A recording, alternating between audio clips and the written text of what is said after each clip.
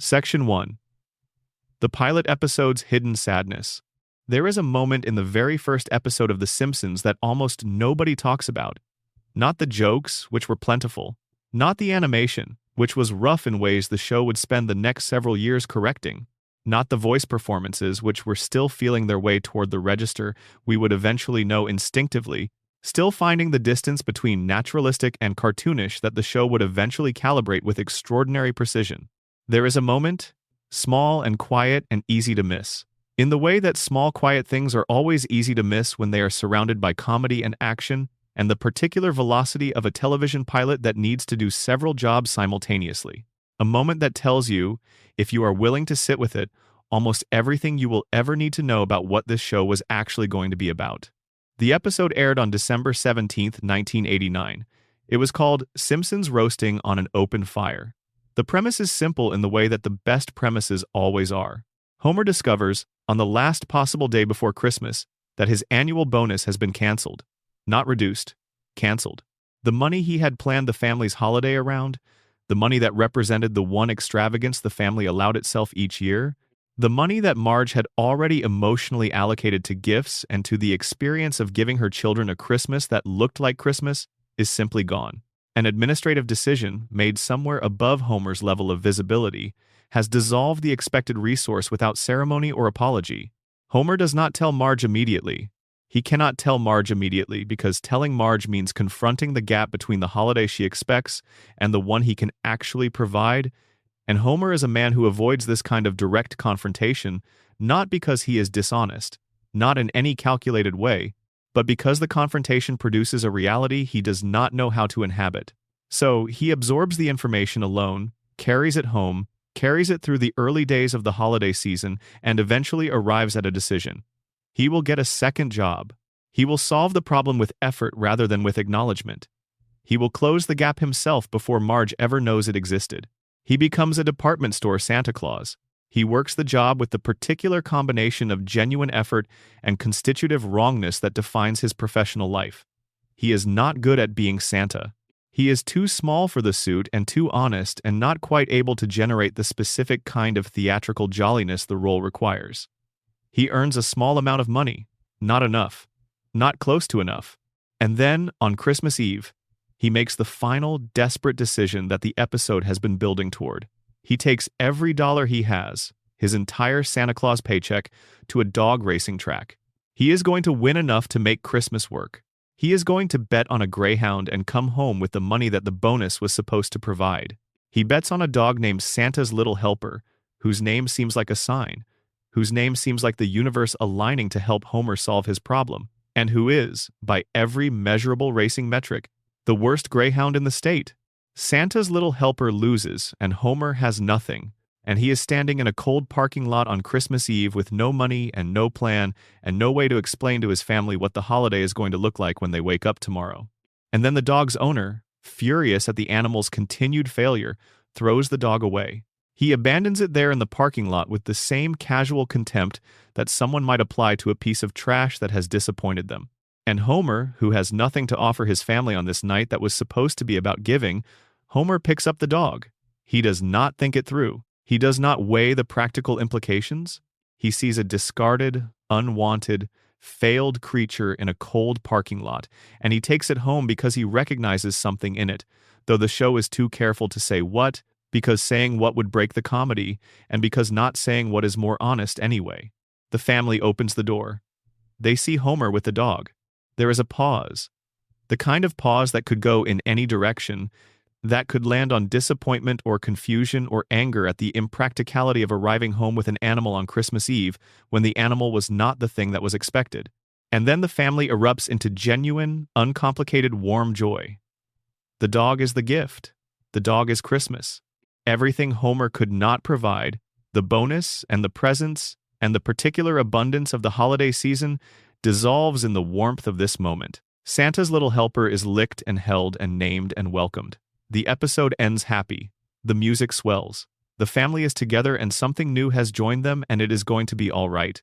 If you let yourself be carried on the warmth of that ending, which is exactly what the episode was designed to make you do, you will miss what the show has been telling you for the preceding 22 minutes. Homer Simpson started this episode unable to provide what his family needed. He made a series of decisions in response to this inability, and every single one of them failed. The second job was not enough. The bet was a disaster. The plan did not work. The resolution came not from Homer's competence but from Homer's warmth, from his capacity for tenderness with a discarded creature, from the particular accident that the dog happened to be adorable and the family happened to receive the dog with joy rather than with the reasonable expectation it would replace. This is the show's thesis. Not in the way of a dry academic argument, but in the way of something that is felt before it is understood. Homer Simpson is a man who loves his family so completely and so instinctively that the love survives every encounter with his incompetence. The love is not diminished by the failures. The love does not require the success in order to function. It operates independently, alongside the failures, around them, sometimes in spite of them, and it produces moments of genuine warmth and genuine connection that Homer could not manufacture through competence, even if the competence were available to him. This is not a comedic premise. It has comedic elements, and the show will spend 36 years finding them, but the underlying premise is not comedy. It is something closer to tragedy that has decided to be kind to itself. A man who is not equipped for the world he inhabits and who loves the people in it anyway, whose love is the one thing that neither the world nor his own limitations can reach or diminish or take away. The production history of this pilot episode carries its own layers of meaning for anyone interested in what the show was building toward and what it was working against. The Simpsons grew out of animated shorts that Matt Groening produced for The Tracy Ullman Show beginning in 1987. Those shorts were genuinely different from what the show became. Not just technically, in the rougher animation and the slightly different character designs, but tonally and emotionally. They were stranger, darker in specific ways. Less interested in generating warmth and more interested in generating recognition, the slightly uncomfortable recognition that comes from seeing something true depicted without the softening that makes it comfortable. The Tracy Ullman shorts were not designed to sustain long-term emotional investment. They were designed for impact over a short duration, for the jolt of recognition rather than the sustained engagement of caring about someone. When the show was developed into a full half-hour format, decisions were made about what kind of show it was going to be, about the register in which it would operate, and the relationship it would cultivate with its audience. The decision to generate genuine emotional investment, to make the audience actually care about these characters rather than simply recognize things in them, was the decision that created the show's central paradox and its central power. Because caring about these characters means caring about people who are in situations that do not produce happy endings with any consistency. The Simpson family's circumstances, depicted with the kind of precision that comes from observation rather than invention, are the circumstances of working-class American life in the late 20th century. The economic precarity, the modest house maintained with constant effort, the job that sustains life without transcending it, the children whose futures are constrained before they begin by the circumstances they were born into. These are not the circumstances that produce the warm, uncomplicated domestic comedies that American television had been manufacturing for decades. They are the circumstances that, depicted honestly, produce something considerably more uncomfortable. The show makes them comfortable. It is very, very good at making them comfortable, at finding the comedy in the precarity, and the warmth in the limitation, and the love in the circumstances that argue against it. And this is, ultimately, both its greatest achievement and its most important deception. It has spent 36 years making the unacceptable acceptable through the alchemy of comedy and warmth. And it has done this so well that most of its audience has never noticed what it was doing. They experienced the warmth and the comedy, and they did not experience the underlying claim, which is that the warmth and the comedy are produced by people who deserve better than they have, and who have made something beautiful out of the insufficiency of what they were given. The political economy of the pilot episode establishes a template that the show will return to in various forms and various degrees of directness. For 36 years, Burns cancels the bonus. Homer absorbs the loss. Homer attempts to solve the problem through additional labor. The additional labor is insufficient. The resolution is accidental and not fully satisfying in material terms. The dog is not Christmas presents, and the family receives it as though it were, because the alternative is to sit in the reality of what they do not have, and the family has learned, probably through long practice, to receive what is available with the same warmth they would give to what they actually need. This is not a comic resolution. This is a coping mechanism, depicted with such genuine warmth that it reads as a comic resolution. Burns does not appear in the episode's final scene. He is not present at the resolution. He made his decision, the decision that set the episode's entire chain of events in motion, and then he retreated to wherever Burns retreats, to the mansion, and the treatments, and the empire, while the people his decision affected figured out how to absorb the loss. This is the political structure of Springfield made visible in miniature. A decision is made above, the consequences fall below. The people below manage the consequences without the person who made the decision ever having to encounter those consequences or answer for them. And the family, finding their way through, produces something that looks enough like abundance that you can watch it and feel good rather than angry. The opening sequence that the show would establish across its run is a piece of visual storytelling that rewards attention even now, after thousands of viewings. The Springfield nuclear power plant appears against a cloudy sky, releasing something into the atmosphere. Homer is in the plant, not at his workstation exactly, but near enough to it, conducting himself with the casual negligence that will define his professional life. He takes something from the plant, pockets it reflexively, leaves the building. A radiation warning sign blips somewhere in his departure. He gets in his car. The sequence follows the family through its separate arrivals at the house. Marge drives home from a grocery store, Maggie sitting in the car seat, and as Marge is scanned out at the checkout, Maggie is scanned along with the groceries. The beep registers. The price comes up on the screen, $8.37, or whatever version of the amount the local affiliate aired. Maggie is a grocery item. In the most incidental possible way, the sequence makes this joke, and the joke says something the episode does not need to say directly. The family's youngest child is, in the accounting system of American commerce, worth slightly less than $9. Bart skateboards home through Springfield, passing establishments and signs that the show will later fill in with history and character. Lisa rides the school bus, practicing saxophone in a way that presumably drives the other children to distraction. And Homer drives home, the nuclear rod in his pocket or his collar, and the sequence ends with the family all arriving at the couch at the same moment, all rushing from their separate directions toward the same central point, toward each other, and then sitting down together to watch television. The couch gag, which began as a small visual joke and became over the course of the show's run, one of its most celebrated and elaborated recurring elements, is in its pilot form simply this. The family runs to the couch, they sit down, the television is on. That is the whole thing, and it is the whole show. Every episode, for 36 years, this family runs toward the same point and sits down together. They are always running home. The thing they are running toward is each other. And the television they sit down to watch is, on some level themselves, the story of their own lives playing out in a medium they have chosen to receive rather than examine. There is a reading of the couch gag that is entirely comfortable. A family that wants to be together, that runs toward each other rather than away, that finds their center point reliably and returns to it. There is another reading that is less comfortable. A family so embedded in this single location, so defined by the habit of return to one specific domestic moment, that the idea of moving outward, of expanding beyond Evergreen Terrace, of becoming something other than the family on the couch watching television, has no real purchase in their collective imagination.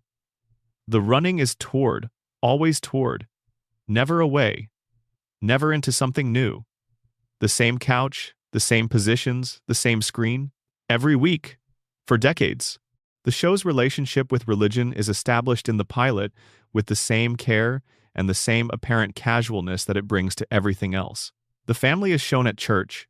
They are present in the way that families who are present at church without being deeply engaged with church are present, going through the motions, fulfilling a social obligation. Homer falls asleep. This is not, within the show's logic, a remarkable event. It is simply a thing Homer does at church, the way he does various other things in various other institutional settings, where his body's desire for rest exceeds his capacity for engagement. The sermon continues. Homer sleeps. The family sits in their pew, and the service happens around them. God is present in Springfield from the beginning. God is present through Ned Flanders, who lives next door to the Simpsons, and who is, in the pilot, already established as the show's marker for sincere religious life. God is present through the church and its minister and the routines of religious observance that structure Springfield's communal calendar. But God's presence is established as cultural rather than existential, as a social institution that Springfield participates in, rather than a living relationship that any of its residents maintain in a meaningful way. The show does not mock religion in the pilot. It depicts it as a fixture, like the tire fire and the monorail and the nuclear plant, simply a thing that Springfield has, that has been there for as long as anyone can remember, and whose implications nobody examines very closely.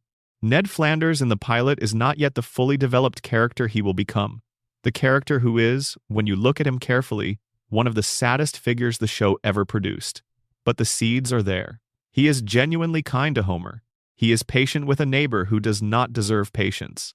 He offers assistance that is not reciprocated and receives nothing in return and continues offering it.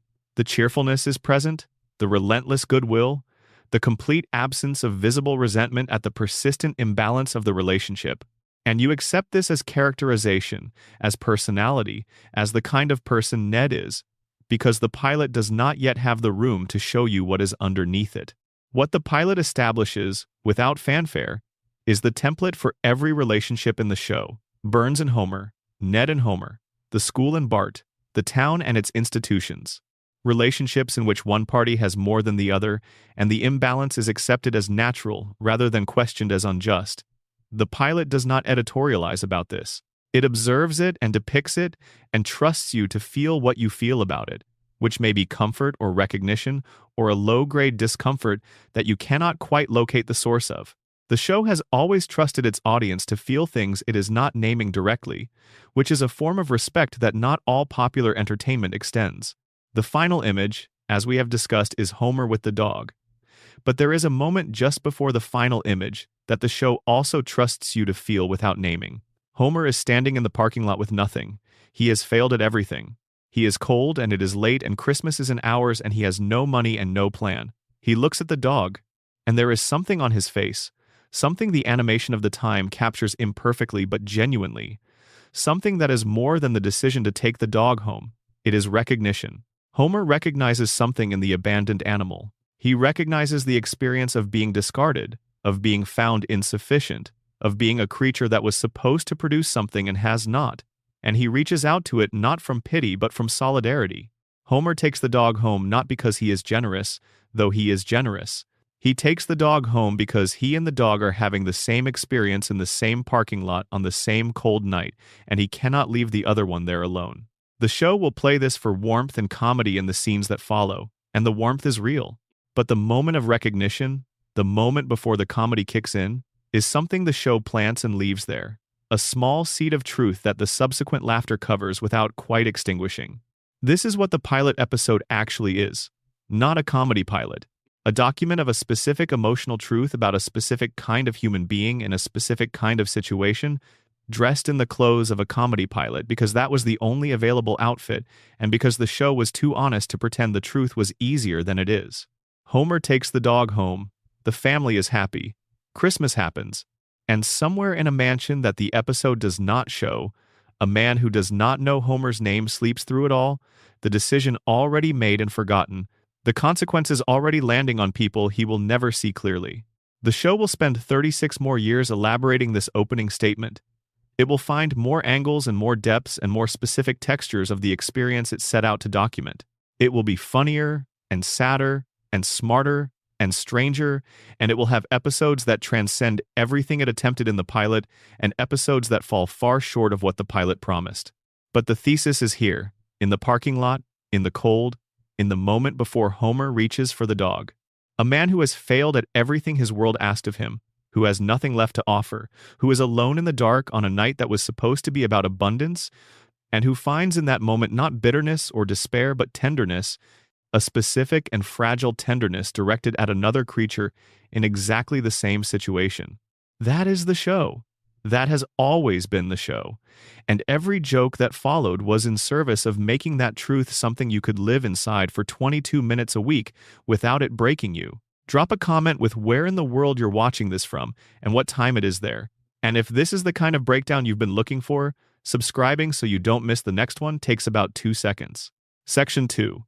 Homer's brain and the architecture of damage. Let us talk about what is actually inside Homer Simpson's head, not metaphorically, not as a way of characterizing his personality or his emotional landscape or his fundamental nature as a person. Literally. Let us discuss what the show has established, across multiple episodes spanning more than 2 decades and 24 seasons, is physically present inside the skull of the man at the center of one of the longest-running television programs in the history of the medium.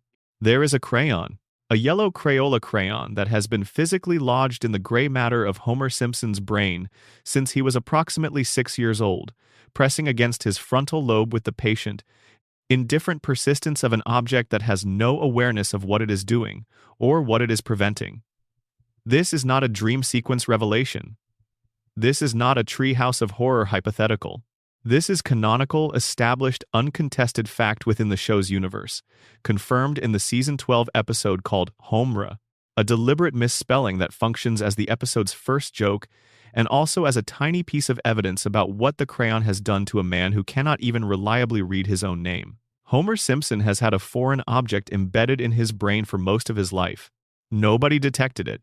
Nobody removed it. Nobody told him it was there. And when it was finally discovered and extracted and the man beneath the damage was briefly visible, the man chose to put the crayon back. He chose impairment over clarity. He chose the fog over the view. He had the most complete and honest look at his own situation that he had ever managed, saw his job and his town and the architecture of his suffering, with a perceptiveness that had been literally unavailable to him since childhood, found the view unbearable, and had the obstruction reinstalled by his friend at a bar using a cocktail straw and a mallet.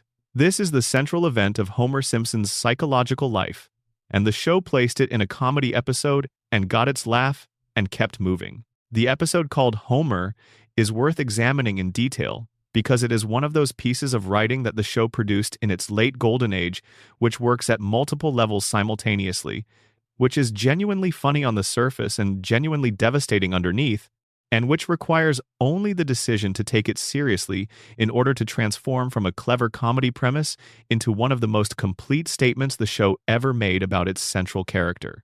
The discovery of the crayon happens through Homer's decision to donate his body to science for the modest payment offered, a decision made for money that is itself a small portrait of his economic situation, and the subsequent thorough examination of his physiology produces, among other findings, the foreign object in his skull. The doctors extract it. Homer wakes up different. The difference is immediate and comprehensive. His vocabulary expands. He can follow complex arguments. He can read without difficulty. He can understand abstract concepts and engage with them rather than nodding along in comfortable incomprehension. He can hold a sustained conversation about something other than food or television or his immediate physical comfort. He is not a different person. The show is careful about this. His fundamental warmth, his love for Marge and the children, his generosity, his humor, his specific emotional landscape, none of these change. What changes is his ability to understand the world he inhabits and his place in it. And what he understands, when this understanding becomes available to him for the first time, is not pleasant. He understands that his job is beneath his now accessible capability by an enormous margin, and that he has spent the entirety of his adult working life occupying a role that was wrong for him in every measurable way. He understands that the social dynamics of Springfield, the particular texture of his friendships and his community and his town's collective life, depend in significant part on everyone involved not examining those dynamics too closely, on a kind of cooperative incuriosity that the crayon had enforced in Homer and that his friends and neighbors maintain through habit or choice. He understands that the intelligent man he is now capable of being exists in a world that has not made room for him, because the world he inhabits was calibrated to the man he was before the crayon came out. He becomes friends with Lisa. This is perhaps the most emotionally pure thing the episode does, and it does it with characteristic efficiency. A brief scene of father and daughter having a conversation, a real conversation, not the tolerant mutual incomprehension that their usual dynamic produces, but a genuine exchange between two intelligent people who happen to be related and who have never before had access to this kind of exchange. Lisa's joy in the scene is not performed. The writers understood that Lisa Simpson has been starving for this specific thing, for a parent who can meet her where she is intellectually, for the experience of being seen and matched rather than being accommodated and patronized, and they understood it because they had been building toward it for years through every scene where Lisa tries to have a real conversation with Homer and watches it deflect off his cognitive limitations like water off glass. The episode gives Lisa this thing briefly and then takes it away, which is perhaps its cruelest move and also its most honest, because the intelligent Homer finds the rest of Springfield impossible to inhabit. He loses Moe and Barney, not because they reject him, but because the social warmth of the bar, which has always depended on a particular kind of undiscriminating inclusivity, becomes uncomfortable when Homer's new intelligence makes the dynamics of the group visible to him in ways they had not been before. He is no longer simply inside the experience of the bar. He is watching the experience of the bar, seeing it with an outside eye. And what he sees is a collection of men who have found in this particular room a temporary refuge from the lives they cannot improve, and the comfort of the refuge depends on nobody examining it. This is what intelligence costs in Springfield. It costs belonging, not because the people of Springfield are hostile to intelligence, exactly, but because the particular forms of belonging that Springfield offers are built on shared experiences and shared limitations that intelligence, once it becomes available, makes it difficult to participate in authentically. Homer can still love his friends. He cannot pretend not to see what he sees when he is with them. He makes a decision. He has the crayon put back. He frames the decision in terms of what he loses without the crayon, the ease and the warmth and the belonging, but the episode is honest enough to show you that he is also making a decision about what he cannot face knowing.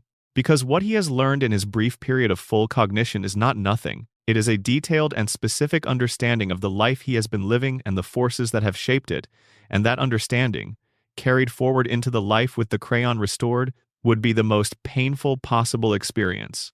To know clearly what you cannot change and then return to it deliberately, choosing not to know, is an act of profound self-mercy that is also an act of profound self-erasure. Homer says goodbye to the intelligent version of himself through a letter he writes to Lisa before the crayon goes back in. The letter is not in the episode's main footage. It is brief and specific and written with a lucidity that the restored Homer will not be capable of. It tells Lisa that even if he is not the father she deserves in terms of intellectual engagement, he knows who she is and what she is capable of, and he is proud of her.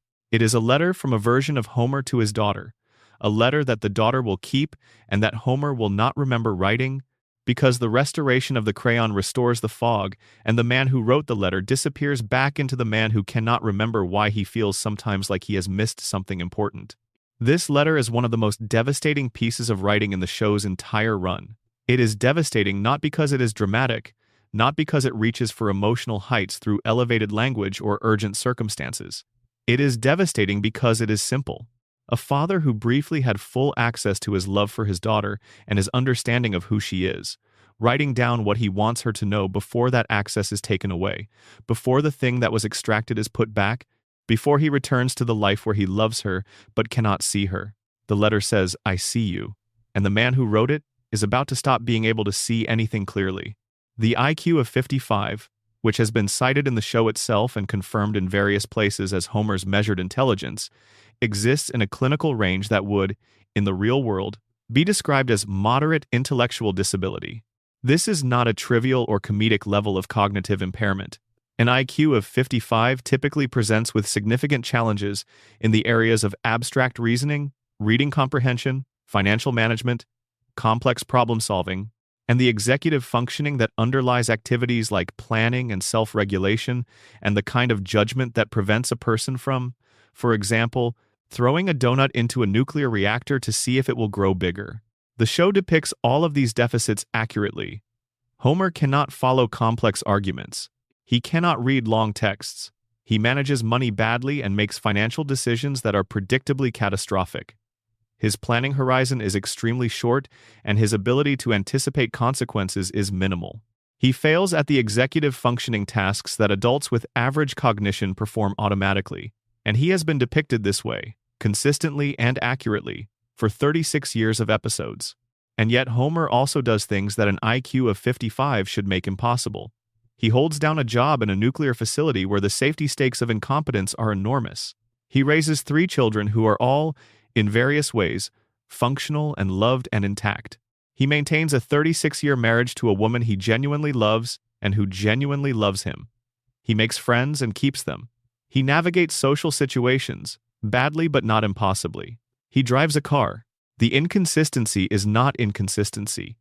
It is a portrait of something real and specific, a form of cognitive impairment that is not global but patterned, that has erased some things while leaving others largely intact.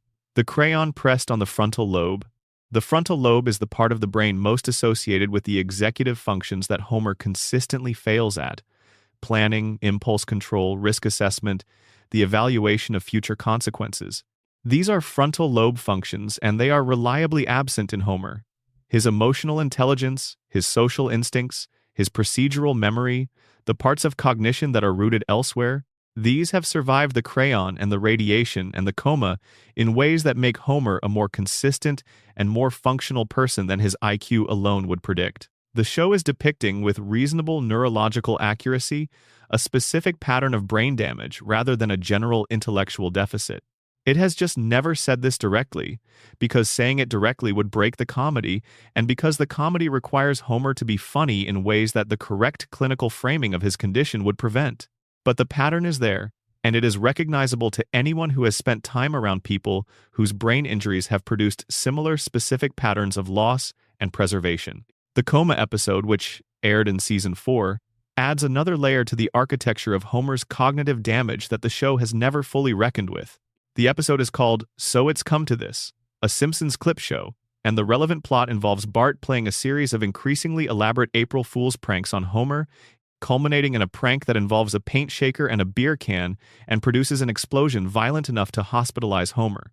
While Homer is in the hospital recovering from the explosion, he sees a vending machine. He tries to get a candy bar. The vending machine tips over and crushes him. Homer enters a coma, a genuine coma, clinically confirmed within the episode, not a comedic exaggeration but a medical emergency with the specific characteristics and duration and consequences that medical emergencies have. He is in the coma for 7 weeks. 7 weeks of unconsciousness, during which his family sits by his bedside, and the episode cuts away from him to show the life of the family continuing in his absence, without him, the way life does when someone who is supposed to be in it is not. And then he wakes up. Bart confesses. Homer grabs Bart's throat. The family laughs. Everything returns to normal. Except the episode tells you, in its final moments, that the coma cost Homer 5% of his brain function. 5%, permanently gone. Destroyed by the trauma and the duration and the neurological toll of 7 weeks without consciousness. And Homer, on being told this, laughs. He laughs and admits he does not know why he is laughing. His family finds this charming. The episode ends. The show presents this as a satisfying resolution. The man woke up, the family is together, the situation is funny enough that everyone is laughing, and if you let the warmth of the resolution carry you, you do not linger on what was just established. 5% of Homer's brain is gone. Permanently? Gone because he was in a hospital bed for 7 weeks, and the neurons that did not receive adequate blood flow during that period were lost. The way neurons are always lost under those conditions, and they are not coming back. Add this loss to the crayon's impact on the frontal lobe. Add both of these to decades of exposure to a working nuclear plant with 342 safety violations, to the radiation that the contamination theory has established is leaking consistently into the environment that Homer inhabits every working day of his adult life. And the picture of Homer's brain is not the picture of a man who is naturally and constitutively simple, who was always going to be this way regardless of circumstances. It is the picture of a man whose cognitive capacity has been systematically reduced from multiple directions over the course of his entire life, and who has been left with what survived this reduction and has built his existence around it. What survived is everything the show has always been most interested in. Homer's love for Marge is intact. His love for his children is intact. His loyalty to his friends is intact. His capacity for joy in simple things, for pleasure in food and beer and television and the company of people he loves, this is intact. His sense of humor is intact. His generosity, his warmth, his fundamental decency as a human being are intact. The damage took the executive function and left the heart. And the show has spent 36 years exploring what a life built on a heart without adequate executive function actually looks like. The answer is, it looks like The Simpsons.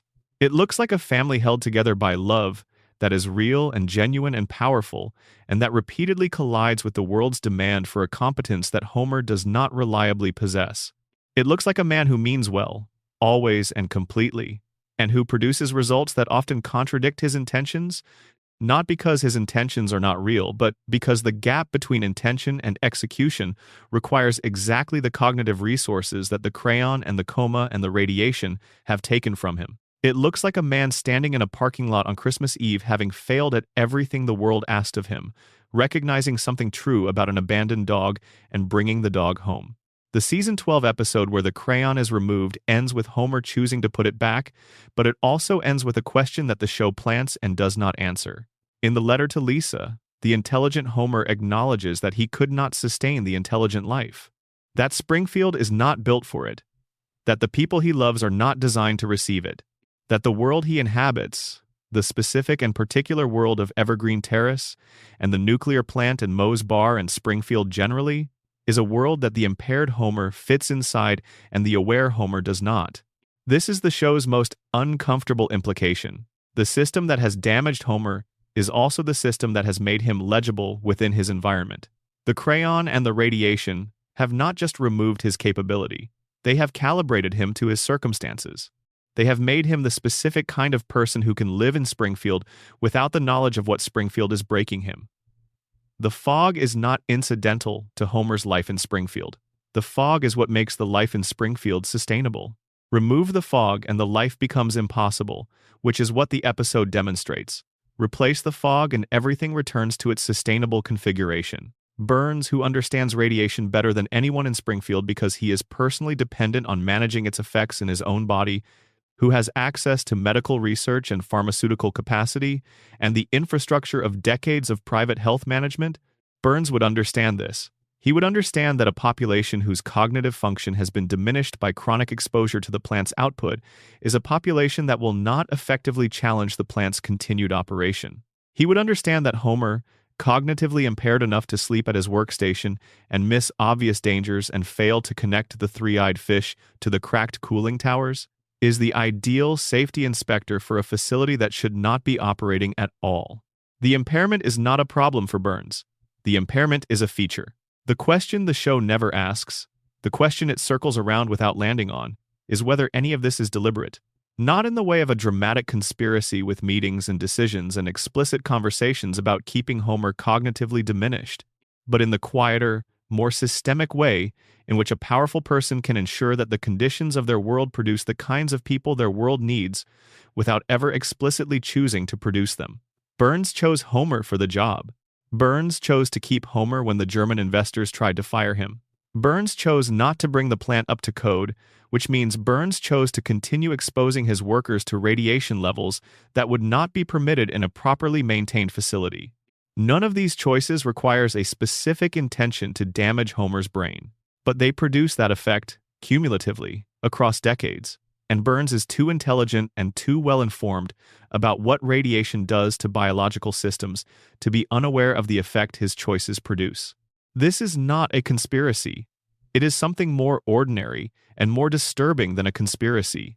It is the natural operation of a system in which the person with power makes decisions that serve their interests, and the people without power absorb the consequences, and the consequences happen to include the cognitive diminishment that makes it difficult to challenge the system. The system does not need to be designed to produce this outcome. It only needs to be allowed to produce it, and the person who could prevent it needs to have no particular reason to do so.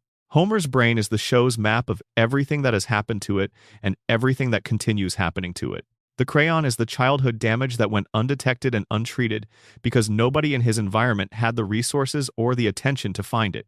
The radiation is the ongoing environmental damage that nobody with authority to stop it has chosen to stop. The coma is the acute damage, the dramatic event that took 5% and left a laugh in its place. And the fog that resulted from all of this is what carries Homer through every subsequent episode, warm and incompetent, and loved and unable to understand the architecture of his own situation. The letter to Lisa is what lies beneath the fog. The man who wrote it knew things that Homer cannot know. He saw clearly for a brief period and wrote down what he saw and sealed it in an envelope for his daughter, and then returned to the life that required him not to see. The letter says he loves her. The letter says he is proud. The letter is the most complete sentence Homer Simpson has ever managed. And Homer, restored to himself by a cocktail straw and a mallet in a dive bar, will never remember writing it. He drives home from Moe's. He sits on the couch. He watches television. The house runs on Burns's electricity. The water that comes out of the tap has been traveling through a system that nobody has tested recently.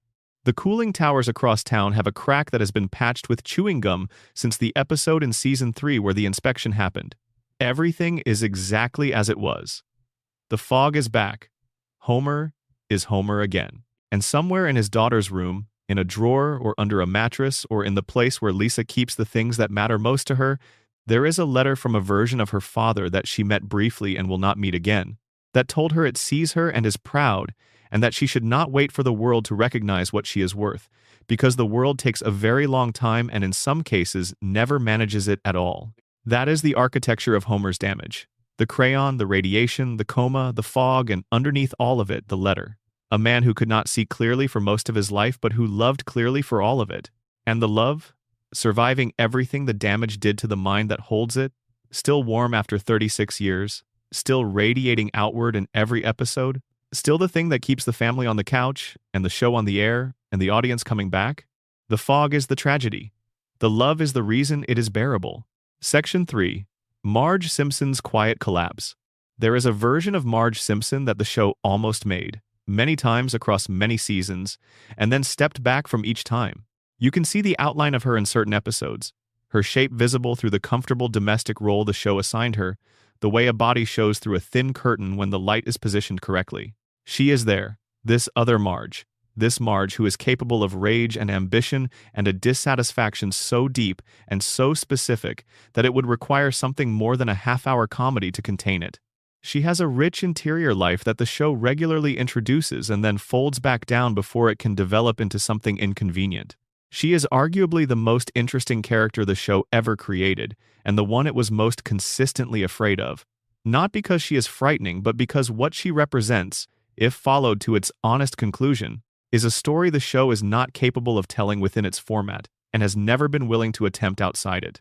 The hair is where you have to start, because the hair is the first thing the show tells you about Marge that it expects you not to take seriously. Marge Simpson's hair is a tower of blue that extends upward from her head by approximately 2 feet and maintains its shape through no visible means, defying the physical laws that govern most matter, remaining perfectly structured through rain and heat and wind, and the general atmospheric instability of Springfield's unpredictable climate. It has looked exactly the same in every episode for 36 years. Not approximately the same, identically the same. The precise arrangement and the specific shade of blue and the particular way it tapers at its peak have not shifted by so much as a centimeter across hundreds of episodes and multiple decades of broadcast. The show's official answer to any question about the hair is that it is simply the art style, a visual convention of the show's aesthetic language, no more laden with meaning than the 4 fingers or the yellow skin or any of the other physical characteristics that distinguish Springfield's residents from anatomically standard human beings. And this answer is technically correct and functionally inadequate because the show has undermined it repeatedly across its own run.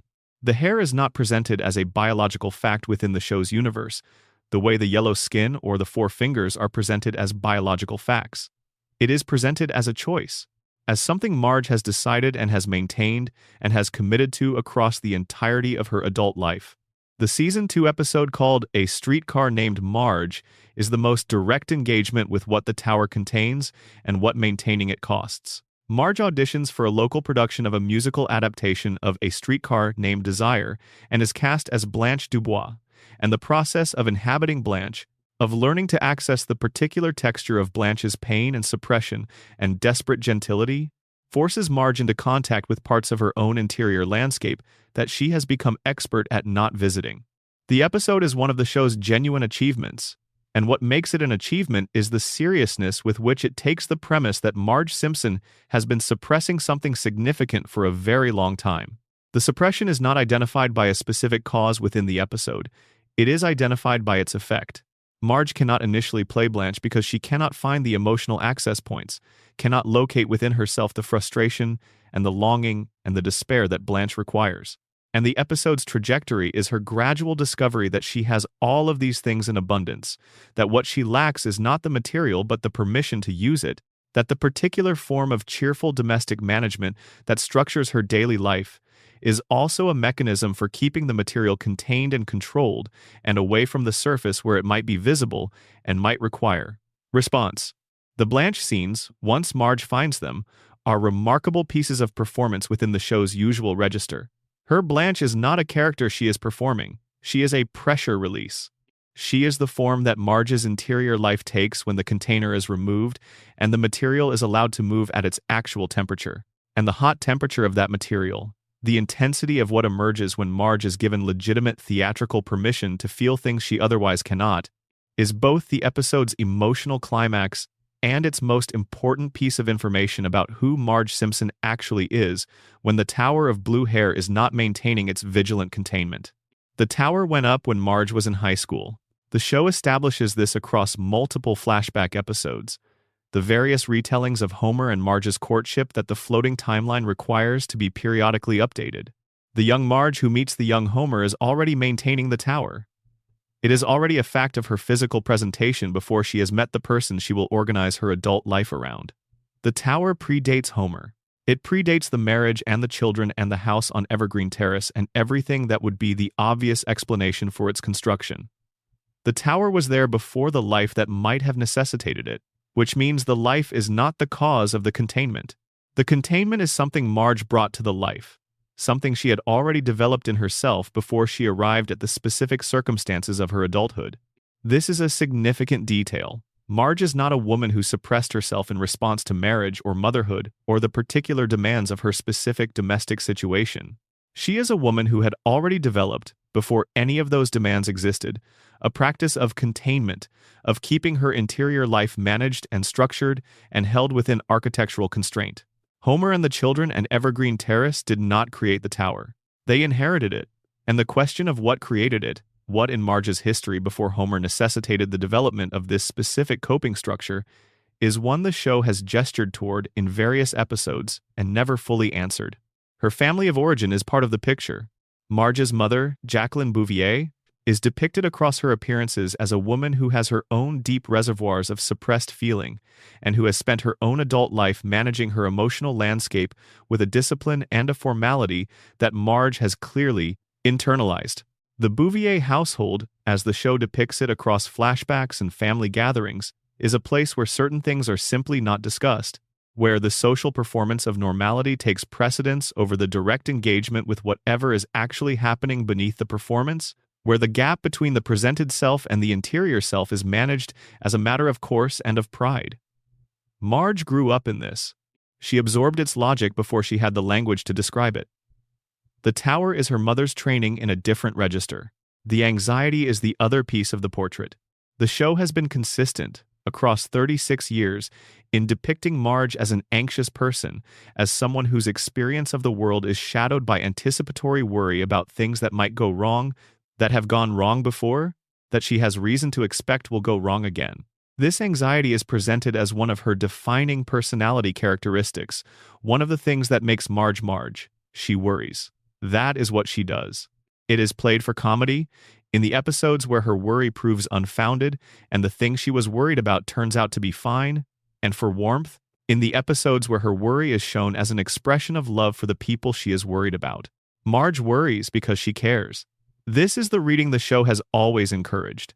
The clinical reading, which the show itself introduced in the Season 9 episode that took Marge to a psychiatrist, is different. The psychiatrist described Marge's anxiety not as a personality quirk, but as a clinical condition, measurable and diagnosable, and rooted in specific patterns that have a history and a cause. The anxiety is not a way Marge has decided to be. It is a way Marge's nervous system has been calibrated through years of experiences that the show has depicted but never organized into a complete account of their cumulative effect. The session with the psychiatrist is a single scene in an episode that is primarily about something else, and the clinical framing is never revisited after that scene ends. But it exists, and its existence is a piece of information the show planted deliberately because the writers understood what they were depicting and chose to name it once before returning to the more comfortable framing of personality trait. What the anxiety costs Marge is something the show circles around without quite capturing directly. It costs her a certain kind of presence in her own life. It costs her the experience of inhabiting the present moment without simultaneously inhabiting the anticipated failure of the present moment. She is often not quite where she is because part of her is already in the version of this moment where something has gone wrong, managing the aftermath, trying to prevent the harm. This is not a character flaw. It is the experience of living with an anxiety disorder in a household and a town that produced genuine reasons to be anxious with remarkable regularity. Homer's job at the nuclear plant is a real source of potential catastrophe. Bart's impulsiveness is a real source of social and physical risk. The financial situation of the family is a real source of ongoing precarity. The anxiety is not irrational, but it is also not free. It has a cost, measured in the moments of her life that she cannot fully inhabit because her nervous system is already in the next moment, assessing its dangers. The gambling addiction episode from Season 5, which is called Springfield, or How I Learned to Stop Worrying and Love Legalized Gambling, is the clearest window the show ever opened onto what Marge's suppressed life actually needs and does not receive from its current arrangement. The plot involves the opening of a casino in Springfield, which Homer gets deeply involved with for his own reasons, while Marge begins visiting to play blackjack. The blackjack is where the episode does its most careful work. Marge is good at blackjack, not just competent, good. She reads the table well.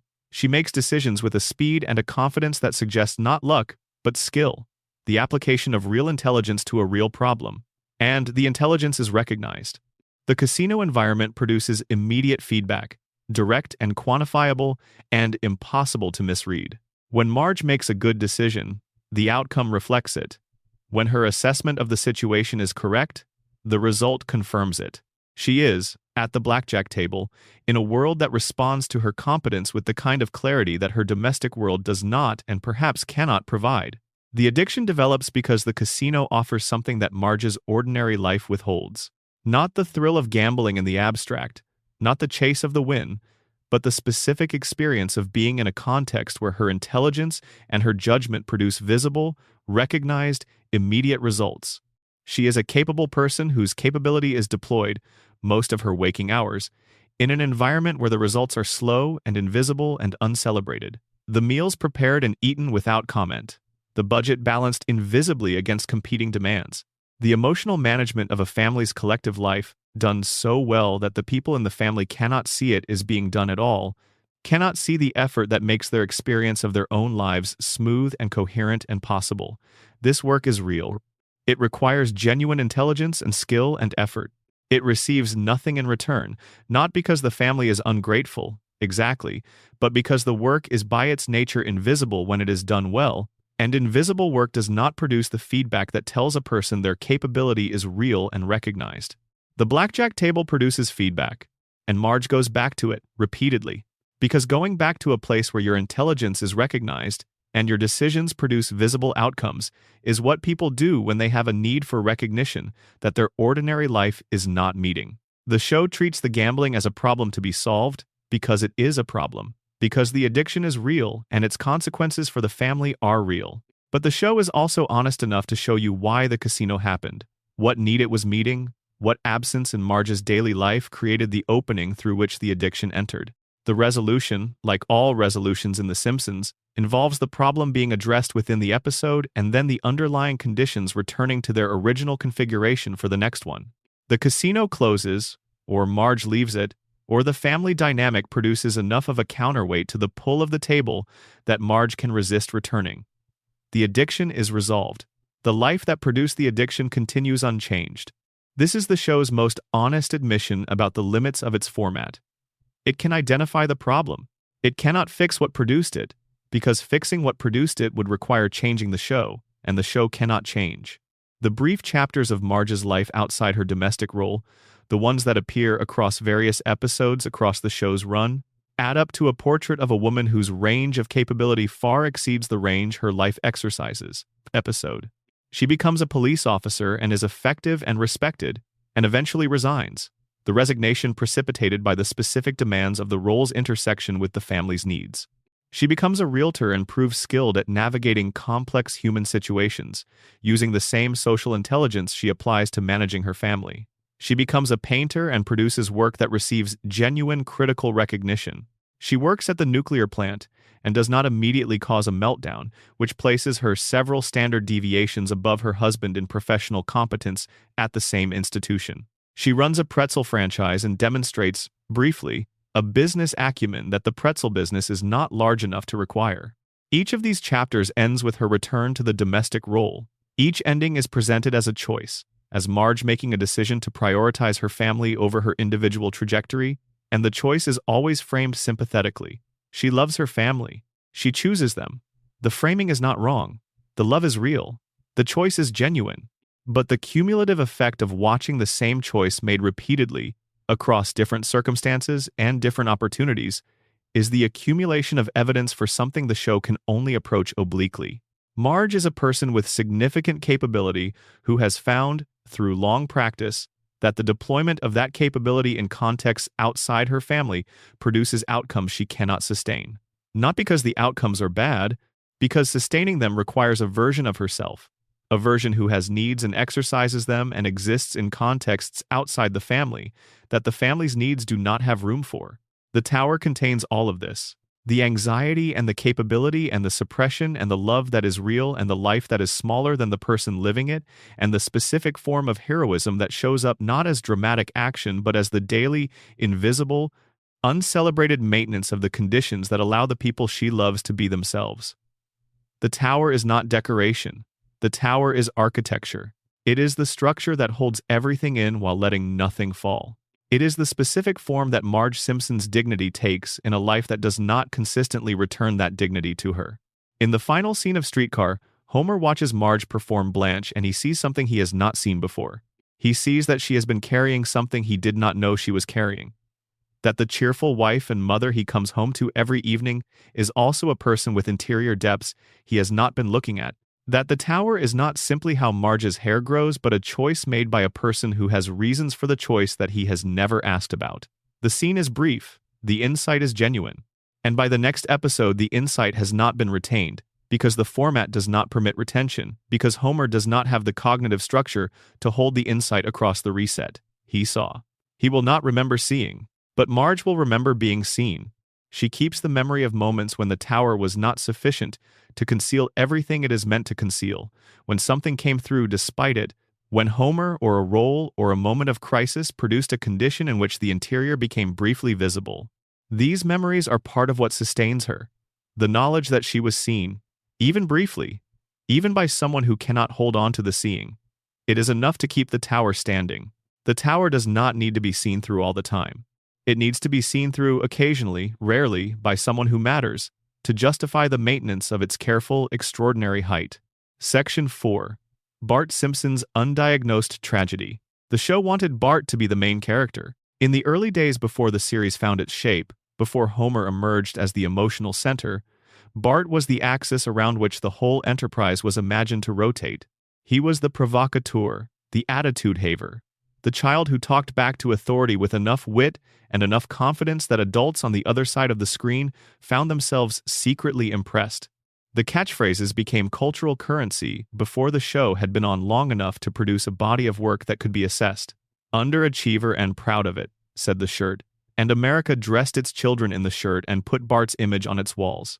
And for a period in the early 1990s, the boy with the spiky hair and the slingshot and the contempt for Principal Skinner was the most recognizable fictional child in the country. What was underneath the attitude was not explored by the merchandise.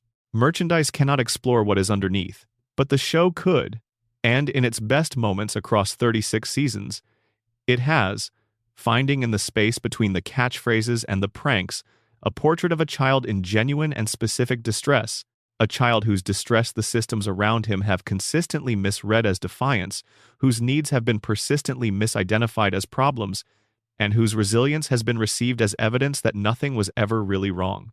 The academic failure is the most visible element of Bart's situation, and the one the show most consistently deploys for comedy. He cannot read well. He struggles with arithmetic. He is unable to engage with the standard curriculum in the standard way, And the school's response to this inability has, across 3 decades of episodes, been almost entirely disciplinary, rather than diagnostic. Bart fails and is punished for failing. Bart disrupts and is punished for disrupting. Bart is placed in detention and sent to the principal and threatened with expulsion. And none of these responses address the underlying question of why a 10-year-old child, who is clearly intelligent, who demonstrates every week in his actual life an ability to plan, to problem solve, to read social situations with accuracy, who is funny and creative and capable of genuine insight, cannot perform the basic functions of elementary school literacy and numeracy that the institution requires of him.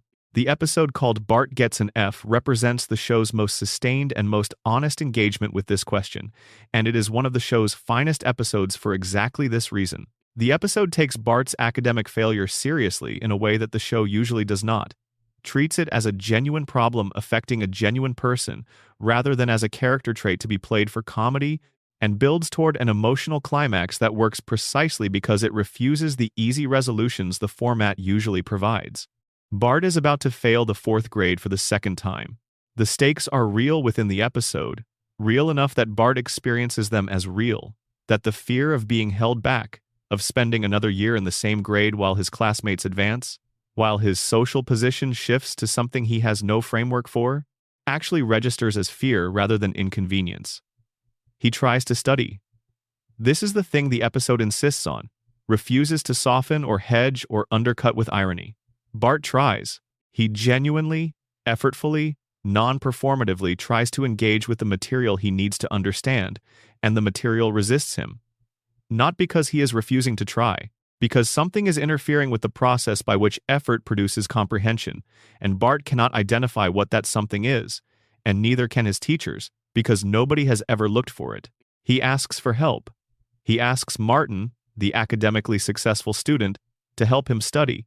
And Martin's approach to tutoring is simply more of what the classroom provides, more of the instruction that has already proven insufficient, delivered at the same level and in the same register, and with the same assumption that the problem is effort rather than access. Bart tries to use the tutoring and it does not work, not because he is not trying, but because the tutoring is not addressing what is actually preventing him from accessing the material. He studies through the night before the test. He falls asleep over his books. He tries to absorb through proximity and duration what he cannot absorb through the normal mechanisms of instruction, and he wakes up exhausted and unprepared and takes the test anyway. He fails. He fails by the narrowest possible margin, by a single point, by the difference between the grade that would pass him and the grade that would hold him back, and the narrowness of the margin is the show being precise about what kind of failure this is. This is not a large failure. This is not the failure of someone who did not try. This is the failure of someone who tried as hard as they could and arrived at a place that is still 1 point short of where the institution needs them to be. And Bart breaks down. Not the performative, comedic breakdowns that the show has produced in other circumstances. A genuine, undirected, overwhelmed response to the gap between his effort and his outcome, between what he can do and what the school requires him to do, between the person he knows himself to be and the verdict that the institution keeps delivering about his worth. He cries in front of his teacher. He tells her he tried.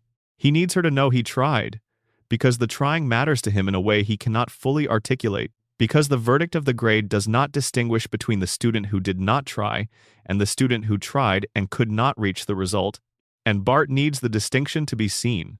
Mrs. Krabappel passes him. She passes him on the basis of a single historically accurate answer that Bart produced by accident, through a chain of events involving a snowstorm and an unexpected day off from school, and she passes him because she sees, in his breakdown, the distinction he needs her to see. She sees that he tried. She sees the gap between effort and result, and she responds to the effort rather than the result, which is not what the grading system is designed to do, but which is what a person of genuine professional humanity does when the grading system's result tells a story that is not the whole story. The episode ends with Bart's relief and the warmth of the saved grade, and then the show continues and Bart continues to struggle, and the underlying question of what is interfering with his learning continues to be unasked. The school does not refer him for evaluation. Mrs. Krabappel does not document a concern. The relief of passing the grade absorbs the energy that might otherwise have gone into investigating why passing it required the specific circumstances that episode produced. And in the next episode, Bart is again the underachieving troublemaker, the comedy character, the school's problem rather than the school's responsibility, and the boy who cried in front of his teacher has been folded back under the attitude. There is a specific learning profile that the show depicts in Bart across its run that is, when assembled from the individual pieces the various episodes provide, recognizable as a portrait of a child with an undiagnosed learning difference. He demonstrates consistently strong spatial reasoning. He is excellent at reading social situations and at reading other people's intentions.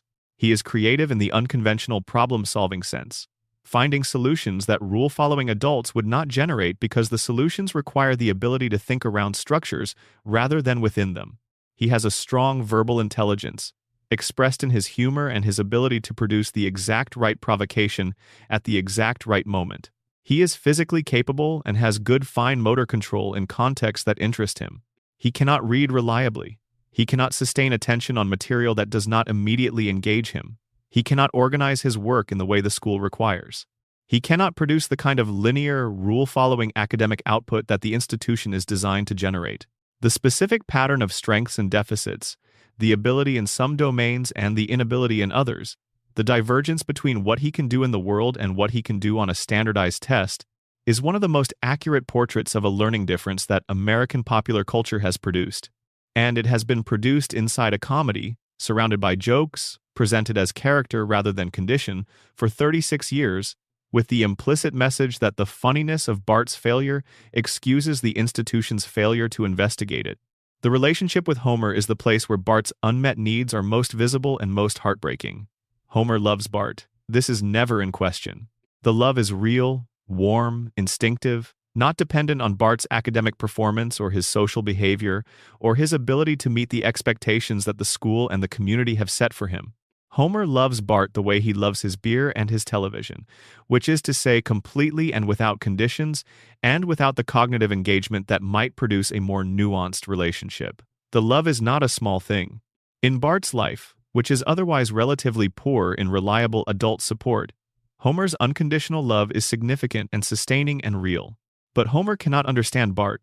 The cognitive gap between them, which runs in the opposite direction from what you would expect given the usual parent-child dynamic, since Bart in many ways has more cognitive capacity than Homer, means that the specific texture of Bart's experience is not available to Homer.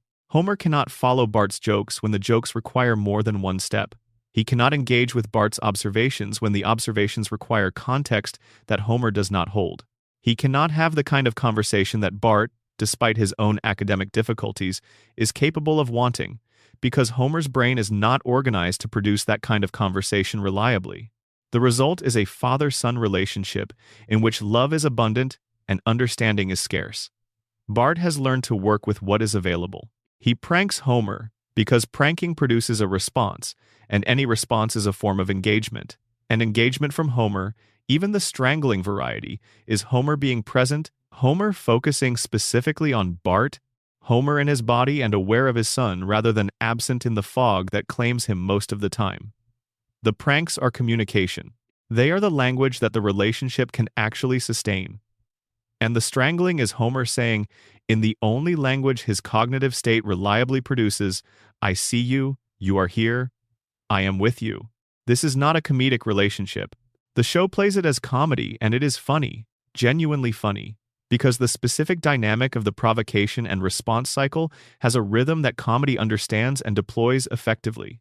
But the relationship underneath the comedy is of a 10-year-old boy who needs his father to understand him, and who has found a way to generate his father's attention within the constraints of his father's capacity, and who has done this with such consistency that the method has become the relationship itself rather than a workaround. Bart provokes Homer. Homer grabs Bart's throat. This is how they love each other. It is not the relationship either of them would have chosen if they had been given the full range of options. It is the relationship they have, and they are loyal to it. The moments when the relationship produces something more than the cycle are the show's most revealing Bart episodes. The episode where Homer coaches Bart's football team and discovers that Bart is genuinely talented. The episode where Homer takes Bart fishing and they spend time together in a context that does not require either of them to perform anything. The episode where Bart thinks Homer is dying and his response to the possibility of losing him is a grief so immediate and so complete that the comedy cannot fully contain it, that the episode's warmth cracks under the weight of it. In these moments, the love that was always there becomes visible in a form that Homer can receive and Bart can send. And the result is something that the ordinary dynamic of provocation and response cannot produce. Sideshow Bob is Bart's shadow self, the dark mirror that the show uses to examine what Bart's intelligence looks like when it is directed toward destruction, rather than toward the complicated and inefficient project of getting through another day at Springfield Elementary. Bob is everything the school rewards and Bart is not. He is articulate and educated and culturally sophisticated and capable of the sustained focus and systematic thinking that academic success requires. He attended elite institutions. He can quote at length from the canonical texts of Western literature and music. He is, by every measure that the school system applies, the student that teachers remember with pride and the student that institutions produce testimonials for. And he has spent multiple episodes of the show's run in single-minded pursuit of the death of a 10-year-old child.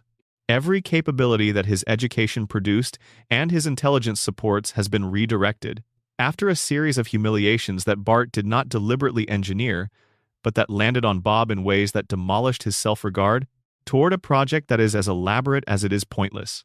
The man who should, by the logic of credential and cultivation, be living a life commensurate with his gifts, is living a life organized entirely around a vendetta against a child whose primary offense was not getting out of Bob's way. The show uses Bob for comedy and for the pleasure of a recurring antagonist with depth. But Bob is also an argument. He is the argument that the qualities the school system rewards are not the qualities that produce good outcomes, that intelligence without wisdom is not a virtue, that cultivation without humanity is an ornament rather than an achievement. And he is the counter-argument to every judgment the school has made about Bart. The child the school has consistently failed and deemed inadequate is the person who defeats Bob repeatedly, who reads the situation with accuracy and responds with creativity, and who survives where the system's star pupil has, again and again, been outmaneuvered by a 10-year-old with a slingshot and no Latin. Bart is going to be all right. The show has told you this, in the flash-forward episodes, and in the episodes where his specific strengths find appropriate expression, and in the more ordinary episodes where his capacity for connection and loyalty and genuine feeling reminds you that whoever he becomes when the show's floating timeline finally lands, he will have been loved and he will have loved in return. The fourth grade will not define him. Mrs. Krabappel's tests will not define him. Sideshow Bob will not define him. But the years of being told he is inadequate, the years of failing in the specific way that his learning difference produces failure, the years of pranking his father for the attention that understanding cannot provide, the years of performing confidence he does not feel around a family he loves and a school that does not know what to do with him, these years will leave a mark. The show has been documenting the mark for 36 years. It has done it in the language of comedy because comedy is the only language the format speaks.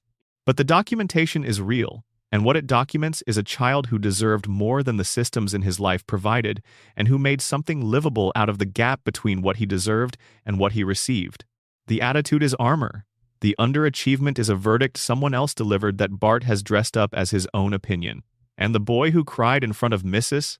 Crabapple because he tried and it was not enough is the true portrait under the t-shirt, the person the merchandise has always been covering, the 10-year-old at the center of one of television's longest-running comedies who was never quite the joke the show kept offering him as. Section 5. Lisa Simpson and the Cost of Being Right. There is a particular kind of loneliness that only very intelligent children in ordinary environments understand from the inside. It is not the loneliness of being disliked, which is painful, but which has a clear object and a clear solution. Because if you can figure out how to be liked, the loneliness ends. It is not the loneliness of being excluded, which also has a clear object and a clear solution. Because if you can find your way inside the group, the loneliness ends. It is the loneliness of being comprehensible to yourself and substantially incomprehensible to almost everyone around you. Of having a mind that runs at a speed and in a register that its environment cannot match and cannot comfortably accommodate and does not particularly want to. of being, in the most specific and material sense of the word, alone in a room full of people who love you. Lisa Simpson has been living in this loneliness for 36 years. She has been 8 years old for the entirety of this time. The show has been documenting the texture of her isolation with a precision that has always felt like the work of people who were writing from inside the experience rather than observing it from outside. The saxophone, the library books, the sense of political and moral urgency that the adults around her receive as precocity rather than insight. The specific heaviness that accumulates when you spend every day in a context that cannot meet you where you are. The show has built this portrait carefully, across hundreds of episodes, using both the episodes that center Lisa and the episodes where she appears in the background, watching the family's chaos with the expression of someone who understands exactly what is happening and has long since learned that understanding is not the same as being able to change it. The saxophone is where the show deposits most of Lisa's interior life, which is a narrative decision that becomes more meaningful the more you think about it. The show could have given Lisa her interior life through her verbal output. She is the most verbally capable character in The Simpsons. She can articulate almost anything. She constructs arguments that defeat adults twice her age. She can explain her feelings with a fluency that would be remarkable in a grown woman and is extraordinary in an 8-year-old.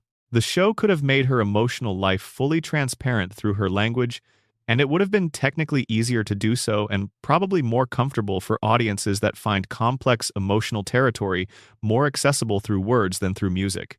Instead, the show gave her the saxophone, the instrument that is physically large for her body, that requires breath and pressure and embouchure, and a physical commitment that her small frame has to work against. The instrument whose sound is described across every episode where other musicians encounter it as genuinely good, not good for a child, not impressive considering her age, good in the way that music is good when the person making it has something true to express through it and has found the form that allows them to express it. The saxophone is the place where Lisa's truth lives when her verbal truth cannot travel far enough, when the words that she has in abundance are still not quite the right container for what she is actually feeling. This matters because the show is making a specific claim through this choice. It is claiming that Lisa's interior life is larger than her verbal intelligence, that the most articulate child in Springfield, the child who can explain things, who can argue and reason and name and categorize with extraordinary precision, is still doing something in the saxophone that the words cannot do. That there is a dimension of her experience that exceeds what language can hold and that lives exclusively in the sound she pulls out of an instrument that is almost too big for her hands. The isolation is most visible in the classroom, which is where Lisa spends most of her narrative life and where the gap between her capability and her context is most precise. Miss Hoover is the teacher who has been unfortunate enough to be assigned to the best and worst student in Springfield Elementary simultaneously. Bart is in the classroom primarily as a source of disruption and anguish for Miss Hoover. Lisa is in the classroom primarily as a source of a different kind of anguish, the anguish of a professional educator confronted daily with a student whose intellectual needs she cannot meet, whose questions go beyond the curriculum, whose engagement with the material exceeds the curriculum, and whose presence therefore functions as a daily reminder of the limits of what Miss Hoover can offer. Miss Hoover's response to Lisa is not hostility, it is management. She manages Lisa the way you manage a problem you cannot solve and do not want to engage with. Deflecting questions, redirecting energy, maintaining the pace of instruction for the other students, rather than adjusting the instruction for the student who has already read the chapter and synthesized its argument and is ready for the implications.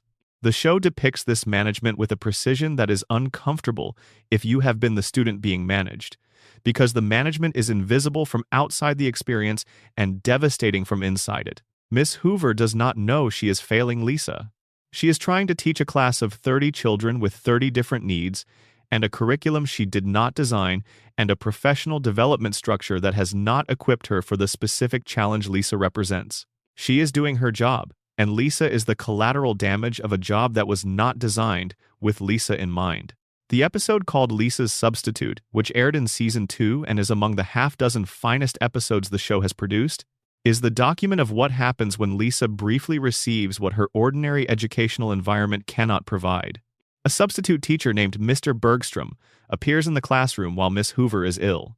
He is a different kind of teacher, one who meets students where they are rather than where the curriculum requires them to be, who sees Lisa specifically and engages with what he sees rather than managing it, who treats her observations as observations worth engaging with rather than as interruptions to be redirected. The effect on Lisa is immediate and total. She comes alive in a way the show has not previously depicted because the condition that produces it has not previously been available. Not the performing for approval aliveness that she sometimes produces in response to adult recognition that is really just adults being charmed by a precocious child. Something more fundamental. The aliveness of a mind that has found a context that can hold it, that does not require it to compress itself to fit the available space, that can finally run at its actual speed without apologizing for the velocity. She falls in love with Mr. Bergstrom in the way that children fall in love with the first adults who truly see them, which is a complete and consuming love that has nothing to do with romantic feeling and everything to do with the relief of recognition. She follows him. She talks to him. She constructs scenarios that extend the contact, because the contact is the first experience she has had in a long time of being fully present with another person, rather than fully present with herself while slightly apart from everyone else. And then he has to leave because he is a substitute and his assignment is temporary and he was never going to stay. He was always going to go, and Lisa knows this when she goes to the train station to say goodbye, and she goes anyway because the goodbye matters. Because acknowledging the loss is more honest than pretending the thing was always going to last. She asks him what she should do. He gives her the note, "You are Lisa Simpson." And then the train takes him away, and Lisa is at the station, and the grief is complete and specific and as real as any grief the show has depicted. The grief is about Mr. Bergstrom, and it is also about every time before Mr. Bergstrom and every time after him, when the same thing will happen with the same resolution. She will encounter someone who sees her. The encounter will be temporary. The seeing will end. She will return to Springfield Elementary and Miss Hoover, and the classroom where her questions are managed and her intelligence is accommodated as a fixed feature of the environment rather than engaged with as a living thing. She will return to the family where Homer loves her completely and cannot understand her, and Marge worries about her and cannot resolve her worry. And Bart is her brother who she loves and with whom she shares very little beyond the love. She will return to the house on Evergreen Terrace, which is her home, which she loves, which she would not trade for a different family or a different life, and which is also the place where the loneliness lives, because belonging and being understood are not the same thing, and the family provides the first reliably and the second almost never. She picks up the saxophone. She plays. The music says what the conversation at the train station could not quite hold, what the grief at the platform was already beyond language to express. And the show lets this be the resolution because the show understands, somewhere in its creative core, that some things are not resolved. They are endured and survived and made bearable by the forms of expression that can hold them. And the saxophone is Lisa's form, and it will continue to be her form, and she will keep playing it past every episode and past every season and past every encounter with someone who sees her and every return to the life that cannot quite sustain the seeing. The political episodes are where the show's feelings about Lisa's intelligence become most complex and most revealing. Lisa is almost always right. This is not a coincidence of plotting. It is a structural feature of the show's universe, established and maintained across enough episodes, across enough seasons that it functions as a rule. When Lisa believes something, it is true. When she argues for something, the thing deserves arguing for. When she opposes something, the thing deserves opposition. Her moral and intellectual instincts have been vindicated repeatedly enough that you would have to work very hard to construct an episode in which they are not, and the show has generally not done that work. And yet, Lisa lives in a world where being right is not enough, where the accuracy and comprehensiveness of her analysis does not reliably translate into the outcomes her analysis argues for. She has been right about the nuclear plant, and the plant continues to run. She has been right about environmental degradation, and Springfield has not cleaned itself up. She has been right about the town's corrupt officials, and the officials have retained their positions. She has been right about educational policy, about social injustice, about the economic dynamics that shape her family's life and the town's life. And the show's universe has absorbed her rightness and continued on its existing trajectory, largely unchanged, because being right in a world organized around interests rather than truth is a necessary but not sufficient condition for producing change.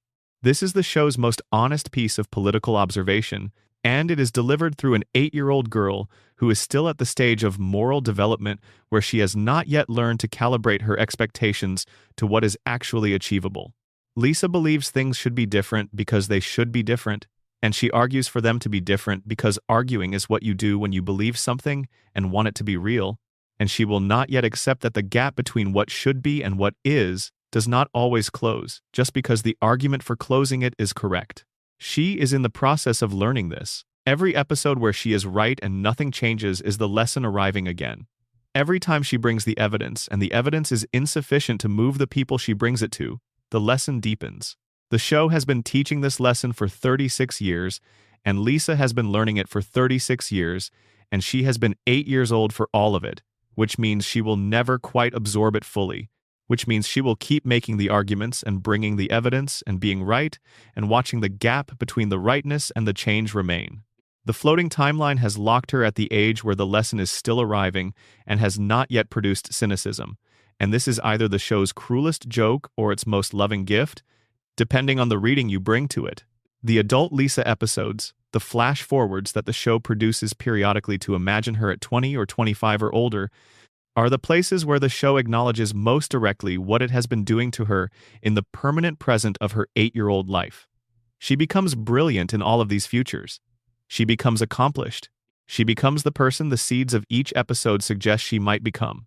A woman of genuine consequence and genuine capability who has made something significant out of the potential that Springfield could not accommodate. And in every version of her future the show has depicted, she is also still, in specific ways, searching. Still carrying the trace of the girl who was too smart for her environment and learned to survive the gap through music and argument and a particular form of solitary courage that had to develop in the absence of peer support. The saxophone appears in these futures. She still plays. Not because she is still the girl at Springfield Elementary, not because she has not grown and changed and become the version of herself that the flash-forward episodes imagine, but because the instrument that was her refuge in the years when nothing else could hold what she was feeling has become something more than a refuge.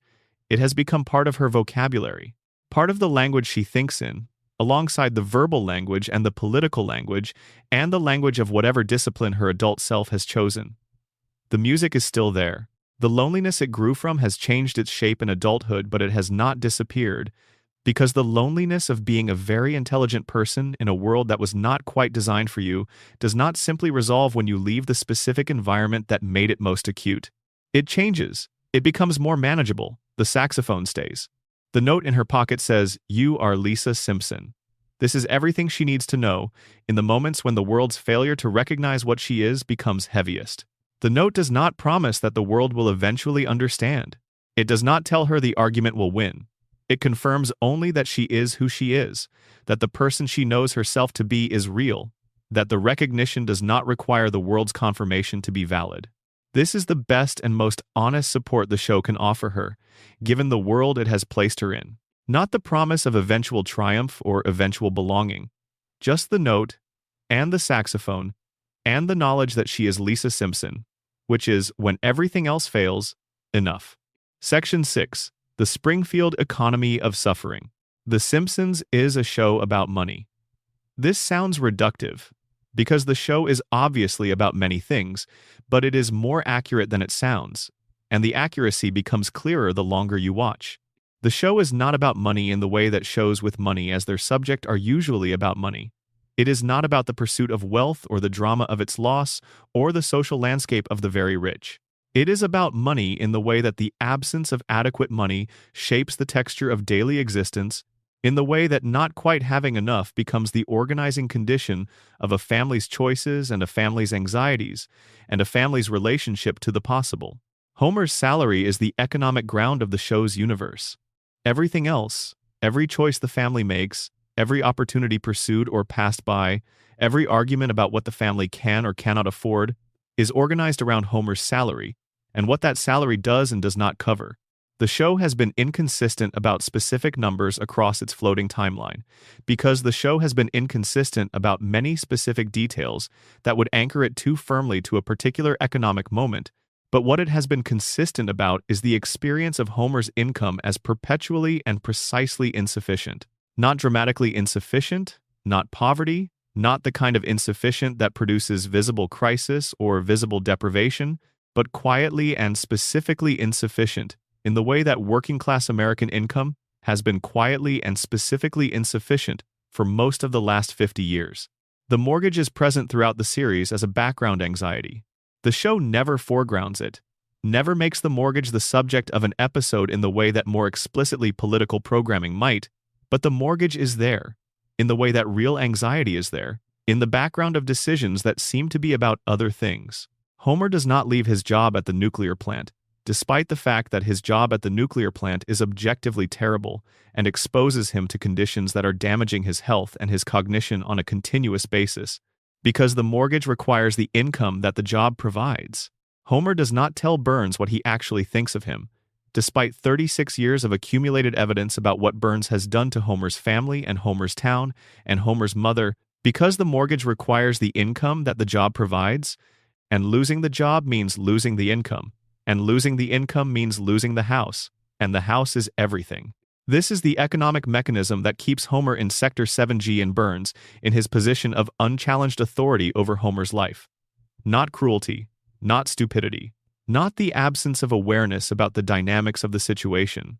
The mortgage, the monthly payment to the institution that holds the note on the family's shelter, the payment that must be made regardless of what is happening, that cannot be deferred or renegotiated without consequences that threaten the security of every person in the family. Homer knows, on some level, what Burns is and what Burns has done and what Burns continues to do. He goes back to the plant every Monday morning anyway because the mortgage is due at the end of the month regardless of what Homer knows about his employer.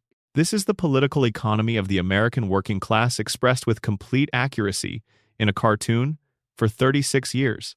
A man who understands in a general way that the conditions of his employment are unjust and who continues to accept those conditions because the alternative is a form of material insecurity that his family cannot absorb. The injustice is real. The acceptance is rational. Both things are simultaneously true, and the show has depicted them simultaneously for 3 decades without ever fully articulating the bind they constitute, because articulating the bind directly would require the show to become something other than what it is, something more explicitly political and more explicitly angry, something that would not fit in a primetime animated comedy slot on Sunday evenings. The class structure of Springfield is visible in the geography of the town if you are looking at it. The Simpsons live on Evergreen Terrace, in a neighborhood that is modestly maintained and moderately comfortable, and not aspiring to be anything other than what it is. Ned Flanders lives next door, and the comparison the show draws between the two households, not stated explicitly but visible in the details, is that Ned's somewhat greater financial responsibility has produced a somewhat better maintained property and a somewhat more comfortable material existence, but that the distance between the two households is a matter of degree rather than kind. Both families live in the same neighborhood. Both families occupy the same economic tier. The tier that is above visible poverty and below visible comfort, the tier where you own your home rather than renting, and where your children attend public school, and where the car is adequate rather than nice, and where vacation, when it happens, is a modest and carefully budgeted event. Burns lives somewhere else entirely. The manor, the estate, the architectural declaration of a wealth so old and so large that it has passed beyond the point where it needs to announce itself through taste or currency. Burns's wealth is not the wealth of someone who has recently become rich and is still working out what that means and how to display it. It is the wealth of someone whose relationship with money has never been defined by the need to earn it or protect it, because the amount exceeds the scale at which individual decisions about earnings and protection are meaningful. He has enough that having more does not change anything practically important about his situation, and he continues accumulating more because accumulation is the habit of a century, and habits this old are not disrupted by the absence of a practical justification for maintaining them. The Springfield economy, when you map its flows, produces a picture that is politically legible if you choose to read it politically, and that the show has never asked you to read politically, but has always made available to be read that way. The plant employs a significant portion of the working population. The plant's revenues generate the tax base that funds the town's institutions. The town's institutions, funded by the tax base, are therefore structurally dependent on the plant's continued operation, which is the same as being structurally dependent on Burns's continued willingness to operate the plant. Springfield's government cannot meaningfully regulate Burns because Springfield's government exists inside the economic envelope that Burns has created, and actions that threaten the plant's operation threaten the envelope that sustains the government's ability to function. This is regulatory capture in its most complete and most simple form, and the show has depicted it so thoroughly and so consistently across its run that it has become part of the background, the way the tire fire and the monorail and the three-eyed fish are part of the background, a feature of Springfield's environment that everyone has decided to stop processing as remarkable because it has been there for as long as anyone can remember. The capture is not dramatic, it does not announce itself. It operates through the ordinary mechanisms of economic dependency and political access, and the long-term relationship between an institution and the public officials who technically oversee it, and it produces the result that all regulatory capture produces, which is that the regulator serves the interests of the entity it is regulating rather than the interests of the public it was created to protect. Mayor Quimby is the most visible face of this structure. He is corrupt in a way that the show plays for comedy, and that is also depressingly accurate as a portrait of small-city American political corruption. Not the dramatic corruption of someone who sells a regulatory decision for a specific price. The ordinary corruption of someone who has been in a symbiotic relationship with the town's dominant economic actor for long enough that the boundaries between their interests have dissolved. Quimby does not think of himself as Burns's political servant. He thinks of himself as the mayor of a town whose most important institution is the nuclear plant, who has a good relationship with the plant's owner, who understands that the plant's health is the town's health, and who therefore makes decisions that are good for the plant, because those decisions are, in his understanding, good for the town. The corruption is the conflation of these interests, which has been accomplished so thoroughly and over such a long period that it is no longer visible as conflation. It is simply how things work. The episode where Homer tries to organize a union at the plant is the show's most direct engagement with the economic structure it usually depicts only obliquely. The episode takes the attempt seriously, more seriously than you might expect from a comedy that generally treats labor-capital relations as background texture rather than foreground subject, and what makes it serious is the accuracy of its depiction of how such an attempt actually unfolds in a company town. Burns does not simply fire Homer, which would be too dramatic and too obvious. He applies pressure through the specific mechanisms of the existing power structure, through the economic dependencies that connect each individual worker to the plant's continued operation, through the calculation each worker must make about whether the potential gains from organization outweigh the certain risks of participation in it. The union attempt fails. It fails not because the cause is unjust or because the workers are too unintelligent to understand their interests, but because the power differential between Burns and the workers is so large and so entrenched that collective action against it requires a form of courage and a willingness to absorb risk that the workers' individual economic situations make very difficult to sustain. The workers are not wrong to be afraid. Their fear is rational. The possibility of job loss in a town where the plant is the primary employer, where there are no equivalent opportunities elsewhere in the immediate area, where the mortgage and the family and the life are all downstream of the paycheck, is a real and serious threat. Burning down the bridge to cross a river that you cannot afford to be standing in is a different calculation than burning it when you have other options. This is the economy of suffering that the show has been depicting, not the dramatic suffering of visible poverty or acute crisis, but the grinding, ambient suffering of people who are always one bad event away from a situation they cannot recover from, who live with this knowledge not as a conscious dread but as a background hum that shapes every decision they make, who have organized their lives around the imperative of not falling below the line, rather than around any positive vision of what their lives might include if the imperative were not so urgent. Homer does not dream of a different life in any sustained way. He dreams of donuts and football and beer and the couch. These are dreams calibrated to what is available, to what the salary can produce without reaching too far, to the specific pleasures that his specific circumstances can reliably provide. The tragedy is not that the dreams are modest. The tragedy is that the modesty of the dreams is itself a product of the economic structure that the show depicts. Homer did not independently decide that donuts were the appropriate object of desire for a man of his situation. He was shaped toward these desires by decades of living inside a structure that provides them while holding larger possibilities just out of reach, while making the gap between what he has and what he might have wide enough to be discouraging and narrow enough to feel almost bridgeable.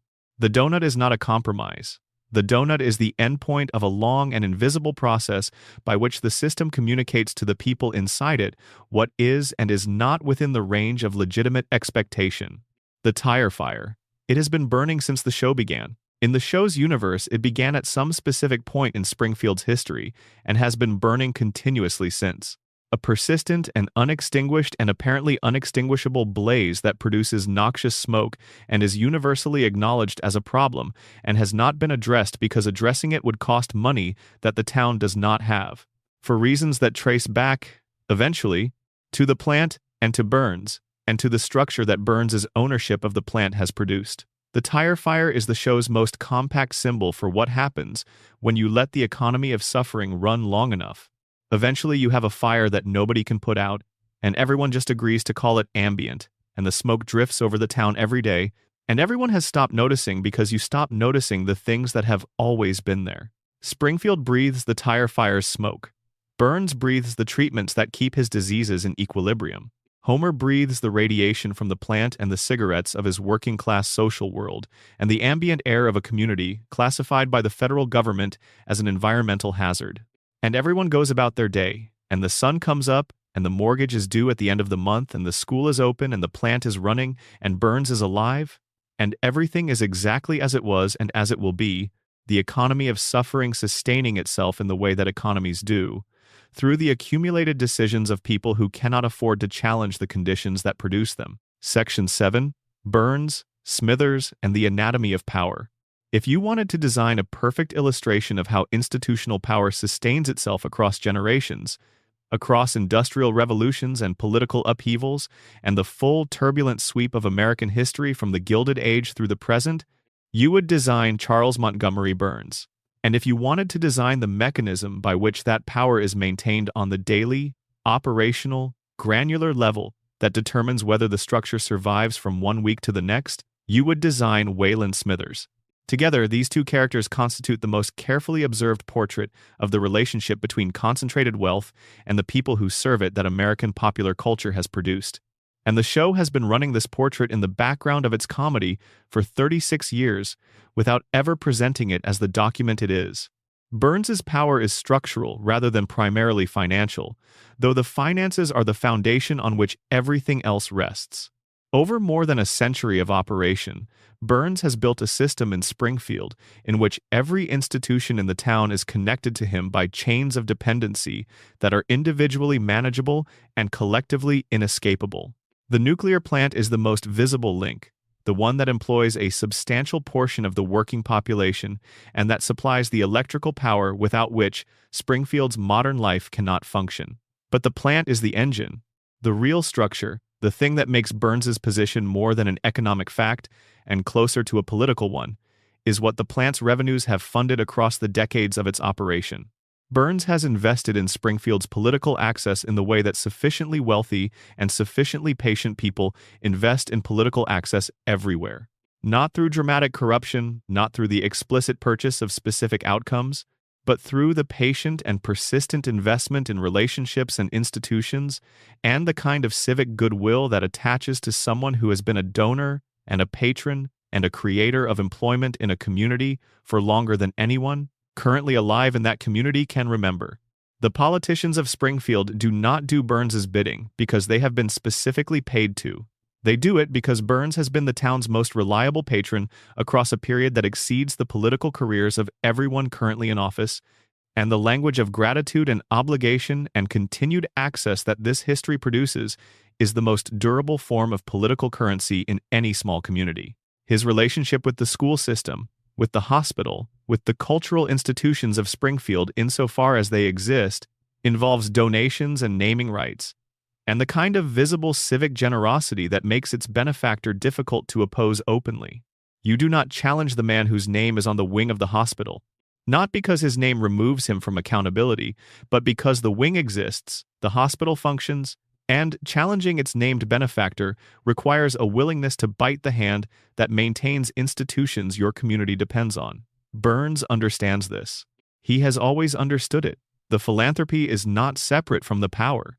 The philanthropy is an extension of the power, a mechanism by which the power maintains itself through generosity rather than through coercion, which is more durable and less visible, and therefore preferable in every way. The most remarkable thing about Burns as a character is not his villainy, which is real but often more comedic than threatening, and not his longevity, which the show has addressed in various ways across its run. The most remarkable thing is his intelligence. Burns is operating at the top of his cognitive game at an age that should make anything above minimal function an achievement, and the sharpness of his strategic thinking, the comprehensiveness of his understanding of how power operates in the specific environment of Springfield, the sophistication of his response to threats to his position, all of this is depicted with a respect for his intelligence that the show does not often extend to its antagonists. He is not a fool who happens to have inherited wealth and maintained it through inertia and family infrastructure. He is a genuinely intelligent actor who has spent more than a century studying the specific environment in which he operates and refining his understanding of how to maintain his position within it. The episode where German investors purchase the plant and the first thing they do is fire Homer is not primarily a comedy episode about Homer losing his job. It is a detailed observation about how Burns' system works and what it requires to keep working. The Germans are efficient. They are rational. They identify the violations and calculate the cost of remediation and decide that the cost is prohibitive and return the plant to Burns, because the plant, as it actually operates, with its violations and its understaffed safety protocols and its uncorrected deficiencies, is not an asset that a rational investor can maintain without either massive capital expenditure or continued operation of the specific system that Burns has developed over a century. The system Burns has developed requires Homer. A competent safety inspector would shut the plant down within weeks. A competent safety inspector would document the violations and report them to the appropriate authorities and produce the chain of regulatory consequences that would make continued operation at current conditions impossible. Homer does none of these things, not because Burns has asked him not to, but because Homer lacks the cognitive capacity to do them, because the damage to Homer's cognition has produced exactly the kind of safety inspector that a plant with 342 violations requires to continue operating. This is the most disturbing piece of the Burns portrait, the piece the show has placed in front of you in episode after episode without naming directly that the specific person in the specific role is not an accident. It is the result. Burns knows what radiation does to biological systems. He has been managing the effects of radiation on his own biology for decades, through the weekly treatments that keep his diseases in equilibrium and his system functional past the point at which human biology should have failed. He has the research capacity to understand the relationship between the plant's output and the cognitive and physical changes in the population that lives within the output's range. He is not an ignorant man unleashing a destructive force he does not understand. He is a man who understands the force precisely and has decided that the cost it imposes on the population is an acceptable externality of the operation that sustains his wealth and his power. The moral architecture of this decision is the most precise piece of political philosophy the show has ever produced, and it has produced it in the background of 3 decades of jokes about Burns being unable to remember Homer's name. A man who has decided that the cognitive and physical degradation of an entire community is an acceptable cost of his continued operation is not making an evil decision in the cartoon sense of a villain who wants to cause suffering. He is making a rational decision in the economist's sense, assigning a value to the harm and comparing it to the value of the benefit, and concluding that the benefit exceeds the harm, and the benefit accrues to Burns while the harm accrues to people whose suffering does not enter Burns's calculation with the same weight as his gain, because their suffering is not Burns's suffering, and their cognitive capacity is not Burns's cognitive capacity, and the distance between Evergreen Terrace and the Manor has always been far enough that the consequences remain someone else's reality. Smithers occupies a position in this structure that the show plays for comedy, and that is, underneath the comedy, one of the most precisely observed portraits of a particular human situation that the show has ever produced. He has organized his entire existence around the service of one person, and he has done this with a skill and a thoroughness that has made him genuinely indispensable in the narrow and technical sense of being a person whose absence would cause the thing they are indispensable to immediately malfunction. Burns cannot feed himself reliably without Smithers. This has been established in multiple episodes, and it is not played as comedy about Burns's incompetence. It is played as fact about what a century of having everything done for you produces in a person. Burns has been so thoroughly served for so long that the basic competencies of adult life have atrophied completely. He is dependent on Smithers not in the way of a personal preference or an indulgence, but in the way of a structural reality that has developed over so many years of continuous service that reversing it would require a kind of sustained effort that Burns is not equipped to undertake and has no motivation to attempt. Smithers manages this dependency with a competence that is its own form of power, the power of being the person without whom the most powerful man in Springfield cannot function. This is not a trivial power. In a structure where Burns's continued operation sustains the economic life of an entire community, the person who is responsible for Burns's continued operation has a form of leverage that is not usually visible or acknowledged, but that is structurally significant. If Smithers were to leave tomorrow, Burns would miss his weekly treatment within days.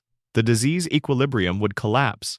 Burns's body, in which every illness that should kill him is being held in check by every other illness, would lose its carefully maintained balance, and every illness would attempt to progress simultaneously, and Burns would die. Not dramatically, not with the operatic finale that Burns's character suggests he would prefer, but clinically and specifically and faster than anyone outside the relationship had fully appreciated. Smithers knows this. He has known it for years, possibly for the entirety of his tenure, and the knowledge is one of the foundations of the relationship's specific dynamic. He cannot leave Burns the way an ordinary employee can leave an ordinary employer, because leaving Burns is not simply a career change. It is, within the logic of what the show has established, a death sentence delivered through absence rather than through action. The devotion that Smithers expresses toward Burns is not simply emotional devotion, though it is also that it is the devotion of someone who has understood that the continuation of the service is tied to the continuation of the life, and who has organized their professional and personal existence around this understanding in ways that have made departure practically impossible, even if it were emotionally desirable. The episodes where Smithers leaves, or attempts to, are the places where the show most directly examines the nature of the relationship and what it costs the person who maintains it.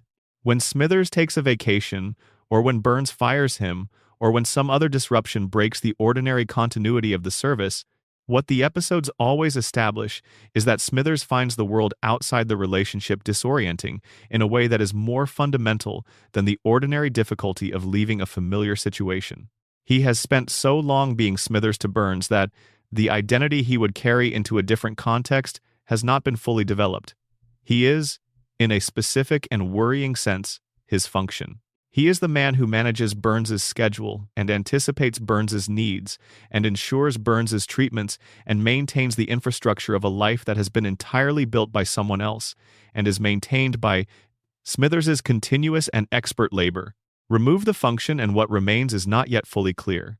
This is the trap that the show depicts with sympathy rather than judgment, because the trap is not one that Smithers entered through a simple failure of judgment.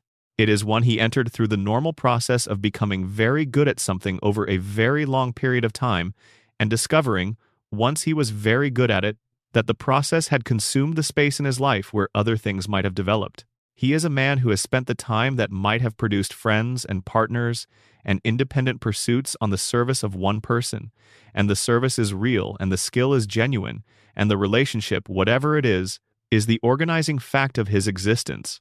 The comedy of his situation is the comedy of recognition, the recognition that this happens, that people are shaped by their functions in ways that make the functions difficult to separate from the people, and that the shape of Smithers's function is unusually visible because the function he performs is unusually specific.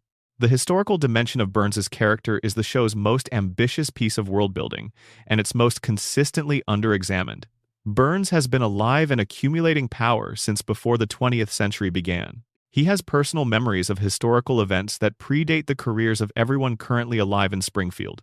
He served in World War II, though his participation was more advantageous to himself than to the Allied cause. He has referenced the Gilded Age not as history but as personal experience, as the context in which his family's current wealth was assembled and in which his own values and expectations were formed. He attended Yale. He knew people who were present at the founding of the American institutions that now take his tax payments and occasionally pretend to regulate his plant. The America that Burns grew up in and the America he currently inhabits are so different from each other that occupying both in a single lifetime, in a single continuous consciousness, should produce a perspective that most people simply cannot access. He has witnessed the entire arc of American industrial capitalism, from its Gilded Age confidence, through its Depression collapse, through its post-war expansion, through its current form, which is something that neither the Gilded Age nor the post-war boom would have recognized as the natural outcome of their own assumptions. He has seen the regulatory frameworks develop, the labor movements rise and fall, the environmental consciousness emerge and be absorbed into institutional processes that manage it without fundamentally challenging the economic arrangements that produce the environmental degradation. He has watched all of this from a position of continuous and substantial power, and the watching has not produced wisdom in the conventional sense of an expanded ethical framework. It has produced strategic expertise. He understands American power structures better than almost anyone alive because he has been operating within them and against them for longer than almost anyone alive has been present to observe them. This is the man who owns the nuclear plant that Homer Simpson reports to every Monday. This is the man whose decisions determine the material conditions of an entire town's life. This is the man who, when confronted with 342 safety violations, chose not to address them because addressing them would mean acknowledging they existed, and acknowledging they existed would mean acknowledging their effects, and the effects are living in Springfield, in the water and the air and the cognition of the people who depend on both. Burns will keep operating the plant because the plant keeps Burns operational. The treatments require the wealth. The wealth requires the plant. The plant requires the violations because the violations are the gap between what the plant should cost to run and what Burns allows it to cost. And that gap is his margin. The margin is his life. And Springfield is the price of the margin, paid in 3 eyes and 4 fingers and a crayon in a child's brain that nobody detected because the town's medical establishment is either too incompetent or too compromised to perform the simple diagnostic function of finding a foreign object in a patient's skull. Burns has always known. This is the show's claim, and it has made it across enough episodes, across enough seasons, that it must be taken seriously. He knows what the plant is doing. He knows because he is the most sophisticated consumer of information about what radiation does to biological systems in the entire town, given that he has been managing the effects on his own biology for longer than most Springfield residents have been alive. He knows because knowing is useful. Knowing means managing. Managing means the situation continues, and the situation continuing is all Burns requires of the situation. Smithers knows too, in the way that a highly competent person who has been in a position for long enough always comes to know things that were not told to them directly, but that are visible to anyone paying the kind of attention that the position requires. He manages Burns's medical regimen. He arranges the weekly treatments. He has access to the information that would connect the dots. Whether he has connected them, whether his devotion to Burns extends to the active suppression of a moral framework that would find the connection troubling, this is the question the show has never fully answered. It has suggested both possibilities in different episodes without committing to either. Smithers is devoted to Burns. Smithers is not entirely without conscience. The space between these two facts is where the character's most interesting complexity lives, and the show has visited that space occasionally and deliberately and never stayed long enough to resolve what it found there. Section 8. The secondary characters who carry the darkest weight. Springfield's extended cast is one of the great achievements of American television. A population of recurring characters that the show has built across 36 years into something closer to a community than a supporting cast. They are not background. They are Springfield. They are the texture of the town, the specific weight of each street and each institution and each social space. And when the show is at its most honest, which is less often in the later seasons but genuinely often in the first 10, they carry some of its darkest and most precise observations. Krusty the Clown is the character the show has deployed most consistently as a mirror for Homer Simpson, a comparison the show has made explicit in multiple episodes by noting the physical and biographical parallels between the two men, both of them middle-aged, both of them defined by a job whose demands do not match their interior life, both of them fathers whose relationships with their children are complicated by the particular failures that their professional and personal circumstances have produced. The comparison illuminates both characters. Homer does not know he is performing anything. His particular form of bewildered competence is not a mask over a different self but an authentic expression of who he actually is, damaged and warm and capable of tremendous love. Krusty knows exactly that he is performing. He has been performing for decades. He knows the distance between the clown face and the man's face, and the distance has become the defining feature of his existence. The Herschel Krustovsky that exists underneath the Krusty makeup is a man of genuine, if complicated, substance. He has opinions, tastes, longings, regrets, the specific texture of a person who has spent a long time being one thing in public and another thing in private, and who has found the two versions of himself increasingly difficult to reconcile. The clown is not who he is, but it is what he does, and what you do for long enough becomes difficult to separate from who you are, and Krusty has been Krusty for long enough that the question of who Herschel is apart from the clown is not entirely clear even to him. The relationship with Rabbi Krustovsky, his father, is the most emotionally significant story the show has told about a secondary character, and it is significant because it is told with the kind of care and specificity that the show usually reserves for the main family. The rabbi did not want a son who was a clown. He wanted a son who followed the tradition, who entered the life of religious service and community that the rabbi had spent his own life building, who would extend rather than depart from what his father represented. He got a son who painted his face and made children laugh, and the gap between the father's expectation and the son's actuality was not bridged by patience or time or conversation, because neither of them found the language for bridging it before the gap had been open long enough to solidify into estrangement. The episode in which Lisa mediates a reconciliation between them, the episode called Like Father, Like Clown, is the show demonstrating what it can do when it takes a secondary character's emotional life as seriously as a primary character's. The reconciliation is not cheap. It does not proceed through a single insight or a single emotional breakthrough.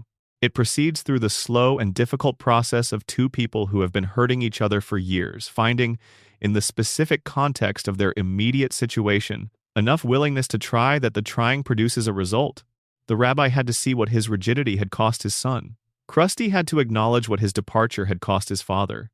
The meeting in the middle required movement from both of them, and the movement required acknowledging the pain of the estrangement without using that pain as a weapon.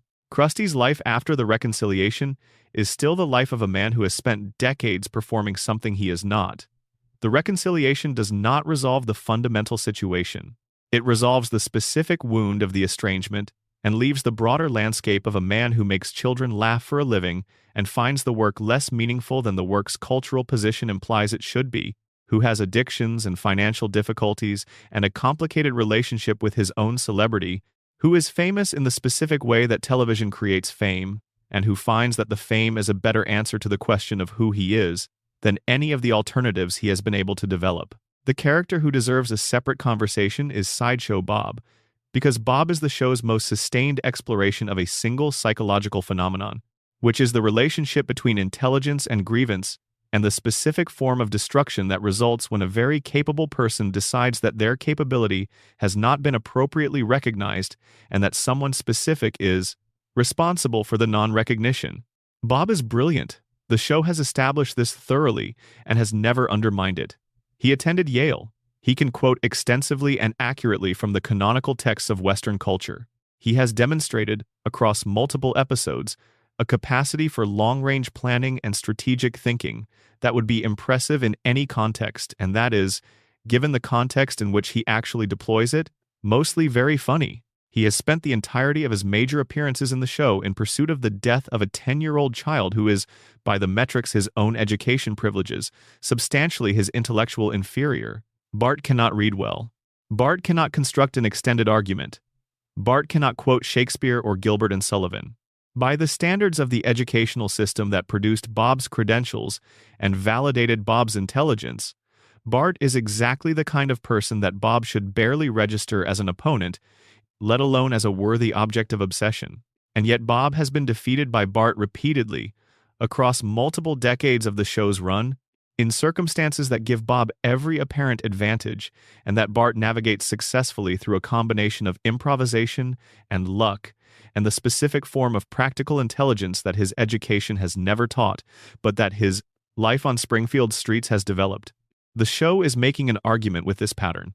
The argument is about the relationship between the kind of intelligence that institutions recognize and certify, and the kind of intelligence that is produced by the specific demands of actual survival in an environment that the institution's graduates are not usually required to navigate. Bob has the credential, Bart has the capability, and the capability in the context they actually share is the more useful of the two. Bob's obsession with Bart is also, when you examine it, an obsession with the specific experience of being humiliated by a child who had no intention of humiliating him. The original incident, Bart's exposure of Bob's framing of Krusty for robbery, was not an act of malice. Bart was not trying to destroy Bob. He was trying to help Krusty, and the consequence happened to be Bob's public humiliation and imprisonment. Bob was collateral damage, and his response to being collateral damage was to make the damage the entire subject of his existence, to organize his considerable capability around a vendetta that has consumed decades of his life and produced nothing except repeated imprisonment and repeated defeat. This is the show's portrait of what happens when capable people cannot accept that their suffering was not caused by a single, identifiable antagonist, but by the impersonal and complicated operation of circumstances. It is easier to hate Bart. It is more emotionally satisfying to have a specific enemy than to distribute the anger appropriately across the systems and situations and choices that actually produce the outcome you are angry about. Bob chose the easier reading, and the easier reading has been ruining his life ever since. Chief Wiggum is the character who makes the show's institutional commentary most visible, because the police department is the institution that most directly mediates between the community and the law, and Wiggum's management of the department is a 40-year document of institutional failure that the show has never quite described as failure, because failure in Springfield is the ambient condition rather than the exception. Wiggum is not malicious. He is the specific form of institutional incompetence that produces all the outcomes of malice without requiring any of the intention. Cases go unsolved, wrong suspects are arrested, evidence is mishandled or lost. Investigations are conducted with a thoroughness that would embarrass a first-year detective. And Wiggum moves through all of this with the unshakable confidence of a man who has never been meaningfully held accountable for any of it, who occupies his position through a combination of political connection and institutional inertia, and who has simply never been confronted with the gap between what his job requires and what he actually provides. The Burns shooting case, the most public criminal investigation in Springfield's history, was conducted with such spectacular incompetence that the wrong person was nearly convicted, and the near conviction was not interrupted by any improvement in the department's investigative capacity, but by the victim's own testimony from a hospital bed. The department did not solve the case. The victim told them who shot him, having been in a coma for weeks and returning to consciousness only after the investigation had already committed to an explanation that was at best unverified and at worst wrong. This is the Springfield Police Department's finest hour in its own estimation. It is, by any external measure, a disaster that was prevented from becoming a worse disaster only by luck and the timing of a recovery. Wiggum's son Ralph is the show's most concentrated portrait of the genetic and environmental dynamics of incompetence. Ralph is sweeter than his father and no more capable, and the show uses his sweetness to make his limitations more visible rather than more comfortable. His famous non-sequiturs, the disconnected observations that do not follow from the conversations they interrupt, are funny, and they are also, when you listen to them carefully, a portrait of a child whose cognitive development has proceeded differently from his peers, in ways that the show plays for laughs, and that the character's evident happiness softens into something more comfortable than the alternative reading would provide. Ralph is okay. He is happy. He is loved by his father in the way that Homer loves Bart, completely and without conditions and without the understanding that would make the love more usefully supportive. In Springfield, this is sufficient, which is itself a commentary the show makes every time Ralph appears. The secondary characters carry the weight they carry because the show's writers understood that the main family could not carry the full weight of everything the show was trying to say. The family's love for each other, which is the show's warmest and most sustained commitment, creates a buffer around them that prevents the darkest readings from landing with full force. But the secondary characters have no such buffer. They are the people around whom the comedy is not softened by love, the people whose situations are depicted more directly because the show is not invested in making their situations feel okay. And in their specificity, in the particular texture of their loneliness and their failure and their compromised institutional roles and their complicated private lives, the show has built a portrait of Springfield that is complete in a way the main family story alone could never achieve. Springfield is Krusty's performance, and Bob's vendetta, and Wiggum's confident incompetence, and Moe's loyal despair, and Ned's reprogrammed compliance. It is Hans Moleman dying and returning, and dying again because the radiation has done something to his cellular structure that the show cannot fully name, and the comedy has always been happy to just observe.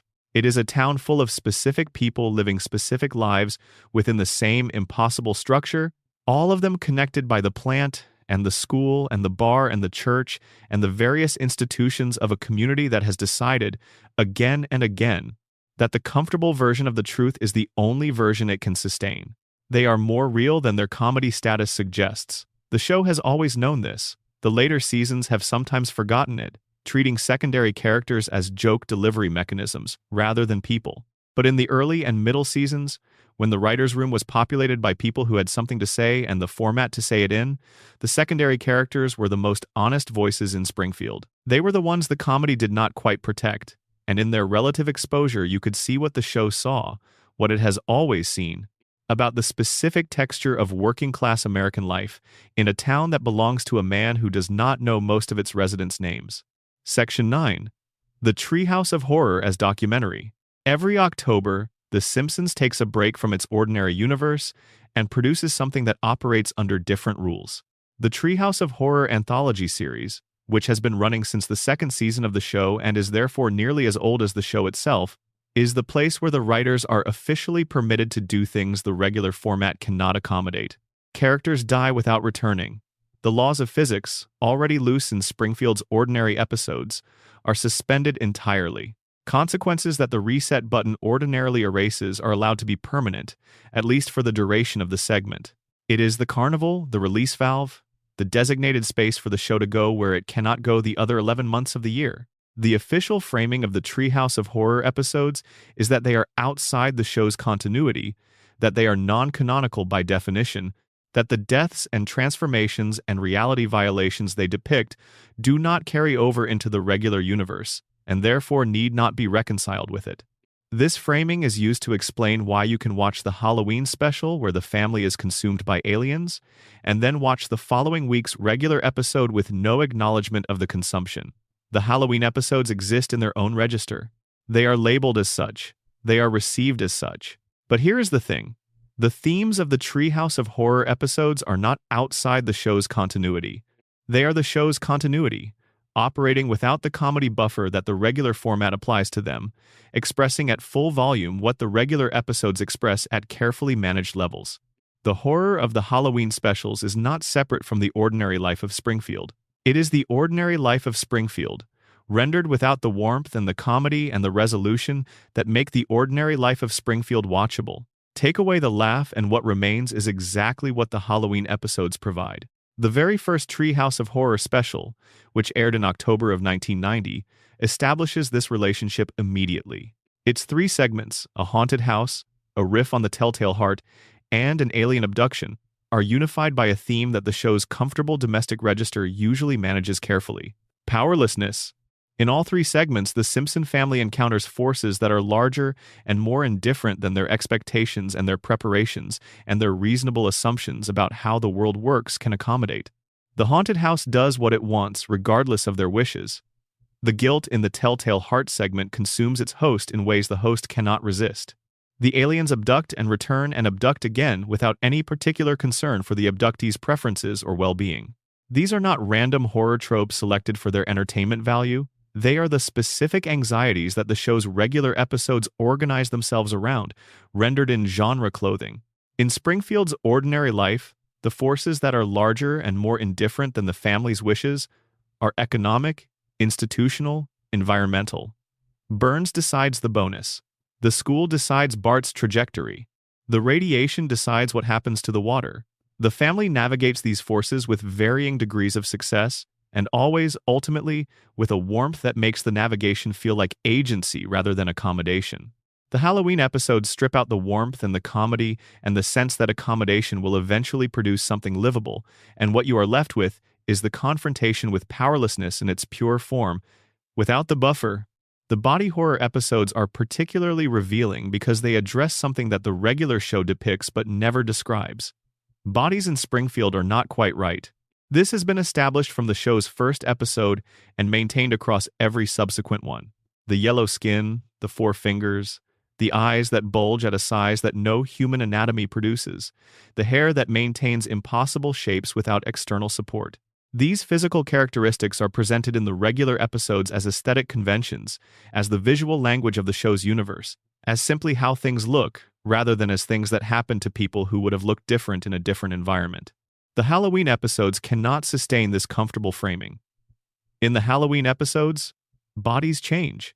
They transform in ways their owners did not authorize. They are invaded and altered and made into something different from what they were, and the transformation is played as horror, because within the Halloween format, the show is permitted to acknowledge what it cannot acknowledge in the regular format. That bodies in Springfield have already been changed. That the yellow skin and the four fingers are not a visual convention but a consequence. That the environmental conditions of a town built around a leaking nuclear plant with 342 safety violations produce in the people who inhabit that environment physical changes that are exactly as alarming as the body horror of the Halloween episodes, except that the regular episodes have decided to call those changes normal and to frame them as the art style. The Nightmare Cafeteria is one of the show's finest pieces of institutional commentary, produced in the format that was the only format available for producing it at that level of directness. The premise, in which the school's administration resolves its budgetary and overcrowding problems by consuming its students, is presented as a horror comedy in the register of institutional satire. What makes it specific and unsettling beyond the obvious grotesquerie is the behavior of the adults involved. Principal Skinner and the cafeteria staff are not monsters in the conventional sense. They are not driven by malice or by the specific enjoyment of harm. They are administrators responding to an operational problem with the resources available to them, and they have arrived at the consumption of students as the most efficient available solution. The logic is institutional logic. The decision-making process is the decision-making process of people who have been in institutional roles long enough to understand that institutions survive by solving problems, and that the definition of a problem within an institution is something that impedes the institution's continued operation rather than something that harms the people the institution is supposed to serve. The students are a problem in this framing. They are more students than there are desks, and the budget does not cover solutions that maintain the student's physical integrity. The available solution violates the student's physical integrity. The institution chooses the available solution. This is not a caricature of institutional behavior. It is a caricature that has been calibrated very precisely to the actual logic of institutions that serve populations they have been structurally encouraged to view as operational challenges rather than as the reason for the institution's existence. The school exists to educate children. The institutional logic of the school, as the show has depicted it across the regular episodes through Principal Skinner's management of Springfield Elementary, is the logic of maintaining the school's operation within its budget and its social parameters and its administrative requirements, and the education of the children is a secondary priority to the institution's self-preservation. The Nightmare Cafeteria just takes this logic to its literal conclusion. The political episodes that appear across the Treehouse of Horrors run, the segments where Springfield transforms into a fascist state, or where political institutions collapse, or where authority reveals itself as something other than what it presented itself as, are the show doing political commentary at the level of directness that the regular format never quite manages. The regular format always has to soften the political observation with the comedy that makes it palatable, the warmth that makes it survivable, the reset that ensures the audience that even if the observation is true, its consequences will not be permanent. The Halloween format can let the consequences be permanent, or at least permanent for the duration of the segment, and in that permanence, the political observation achieves a weight that the regular format structure prevents. The alien election segments, featuring Kang and Kodos in their recurring appearance as the Halloween special's most consistent characters, are the most direct political commentary the show has consistently produced. Kang and Kodos are external observers of humanity, beings who look at human behavior from outside the frame of human self-understanding and see its patterns with the clarity that comes from not being invested in any of them. When they observe American politics, they are not being unfair. They are being accurate in the specific way that someone who has no stake in the outcome can be accurate about a system that those within it are too invested in to see clearly. The segment where they replace the two presidential candidates, and the population is told that voting for either of them means voting for an alien who will enslave them, but that they cannot vote third party without throwing their vote away, is the show making a specific argument about the structure of the two-party system and what that structure produces for the people who vote within it. The argument is that a system which consistently produces two options and then treats any choice outside those two options as illegitimate is a system that serves the interests of the people who produce the options rather than the interests of the people who are supposed to choose between them. The comedy of the aliens making this argument, the comedy of the absurd delivery, does not undermine the argument. It delivers it through a channel that the regular format cannot use, in a register that allows the show to be as direct as it wants to be without the directness feeling like an editorial. The death episodes, the segments where characters die in ways that are permanent within the segment's frame, are the Halloween specials doing something that the show's regular format cannot do at all. The regular format operates under the rule that the major characters survive. Not because they are immortal within the show's logic, not even because the show has committed to a narrative rule about their survival, but because the show is still running and the characters are required for it. The practical necessity of continued employment produces, at the level of narrative structure, a form of immortality that has nothing to do with the character's situation and everything to do with the show's commercial reality. The Halloween segments can kill Homer permanently for 22 minutes. They can kill Bart, they can kill Marge. They can explore what the family's experience of each other's death would actually be, what the specific grief of losing one of them would feel like, how the remaining members would inhabit the world that the loss produced. And when these segments work, when they are written with the care that the show's best writers brought to them, they produce something that the regular episodes cannot produce by definition. The feeling of what it would mean for the story to end, the weight of what is at stake in the ordinary episodes, where the stakes are managed to the point of near invisibility by the knowledge that nothing is permanent, shown at full weight for the duration of a short story. This is the Treehouse of Horror's deepest function. Not to provide a designated space for horror tropes, not to give the writers a venue for the guest stars and the genre parodies and the cultural references that the Halloween format makes available. Its deepest function is to be the place where the show's ordinary emotional stakes are felt at their actual weight, without the comedy and the warmth and the reset button that ordinarily keep those stakes manageable. Every October, the show lets you feel what it would mean if the things it is careful not to let happen in the regular episodes were allowed to happen. And then November arrives, and the reset applies, and the family is on the couch, and everything is exactly as it was. But the feeling stays. That is the thing about the Treehouse of Horror that the official framing cannot quite contain. The feeling of the death, the weight of the powerlessness, the specific horror of the institutional logic running to its conclusion. These stay in the body in a way that the comedy does not quite flush out. You laughed at the nightmare cafeteria.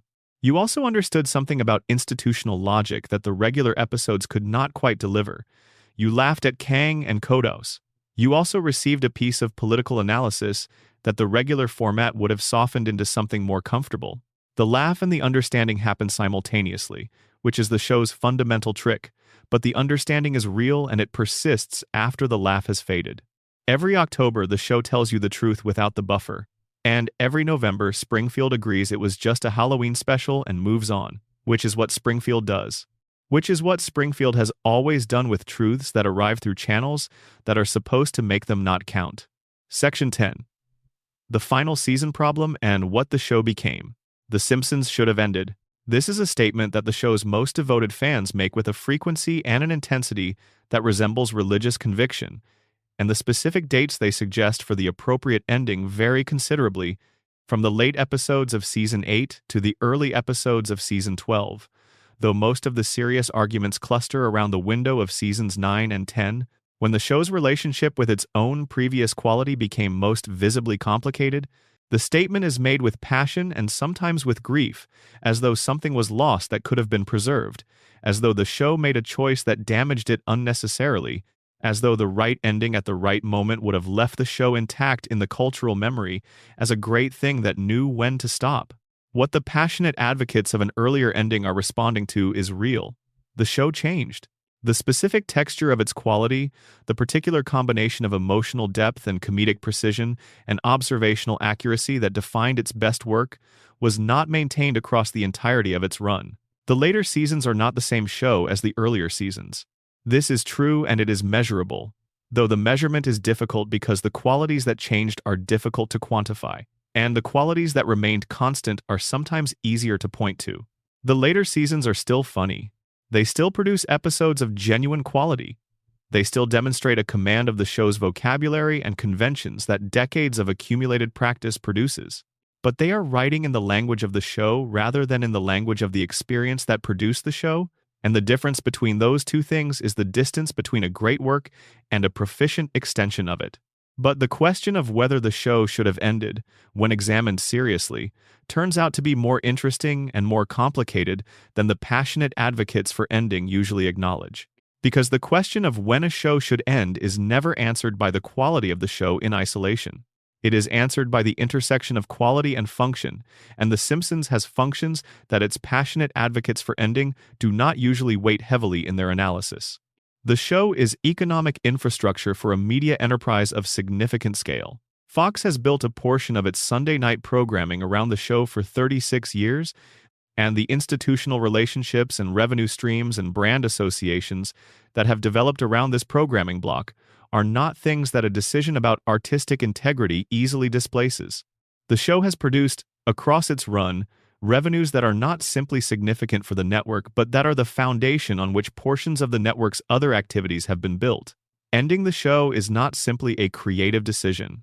It is a decision with economic consequences for a large number of people and institutions that are connected to it through decades of accumulated dependency.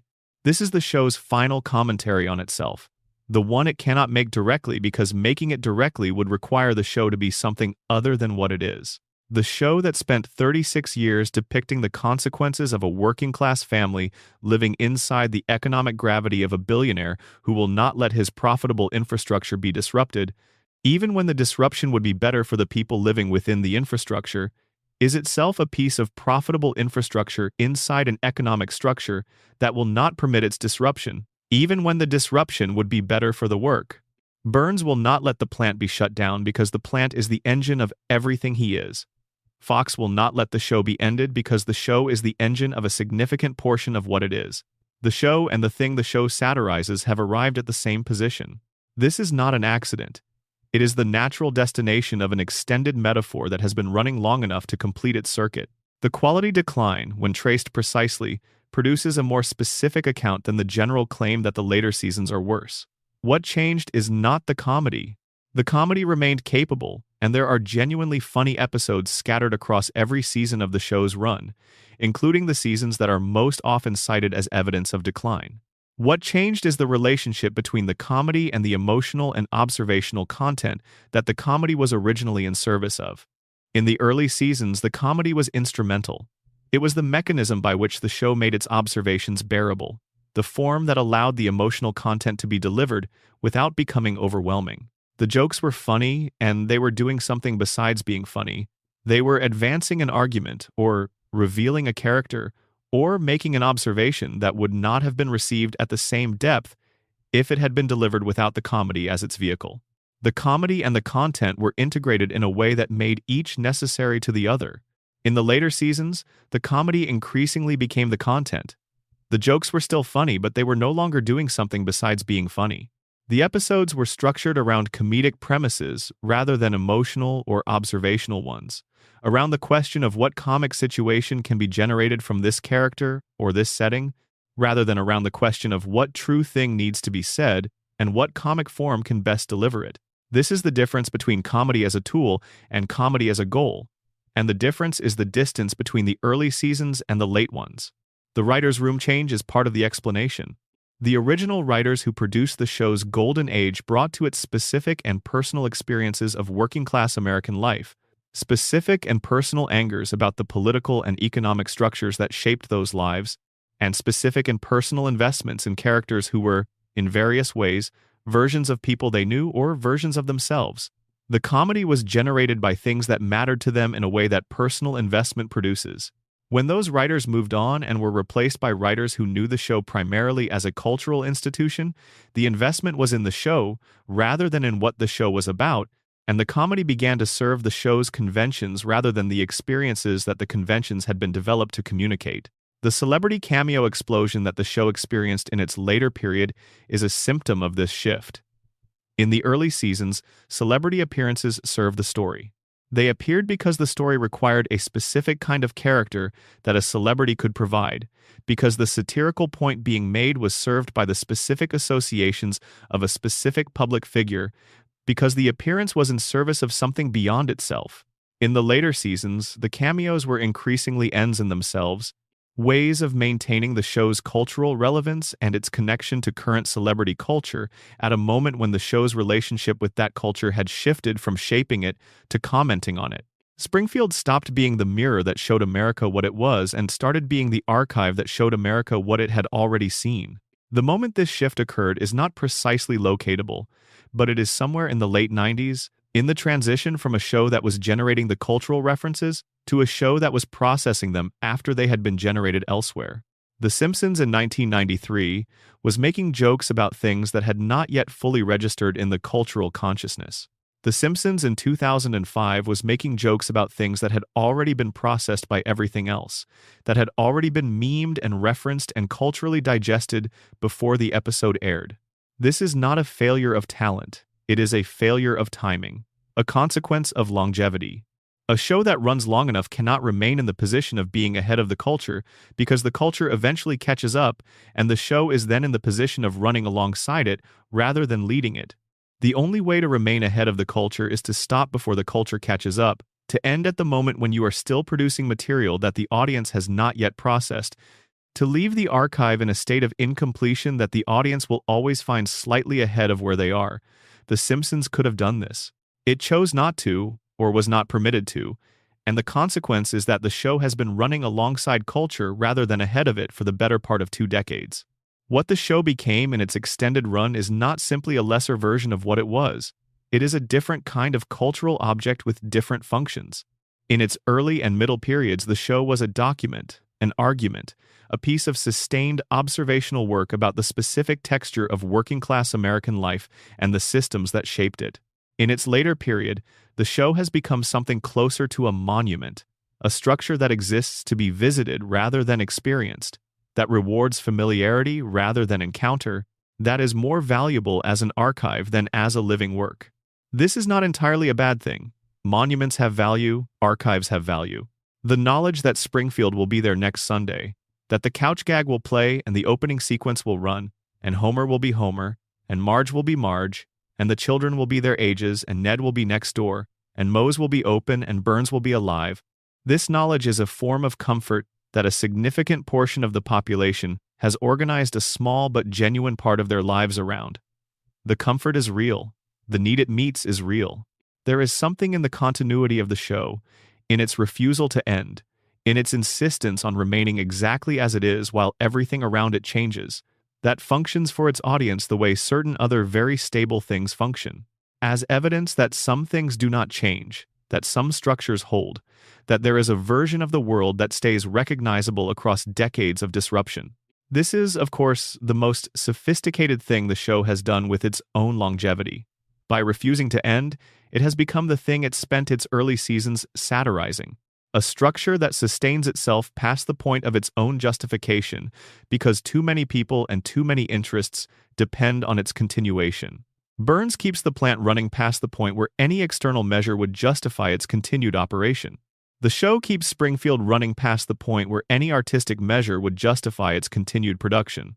The parallel is exact. The show has become Burns, and Springfield has become Springfield, and the people who watch it are the people who live in it, and we have all agreed, without discussion, that this is simply how things are now, and we will not be examining it more closely. The final episode, whenever it arrives, will be the most challenging piece of television the show has ever attempted, not because of its subject matter, but because of what its existence will require the audience to confront. It will require acknowledging that the thing has ended, that 36 years of the same family, on the same couch, in the same house, in the same town, have produced a conclusion, a point after which the story does not continue, a moment when the floating timeline lands for the first time, and the characters exist in a fixed present rather than a permanent one. The children will have to be allowed to age, or the ending will have to acknowledge that they never did, and explain what it means that they never did. Homer will have to arrive somewhere, even if that somewhere is simply the couch one final time with the family assembled around him. Marge's tower will have to come down or be acknowledged as permanent, in a way that choosing not to address it across 36 years of episodes has prevented the show from addressing. The final episode will have to be honest in a way that the floating timeline structure has allowed the show to avoid being honest for 3.5 decades.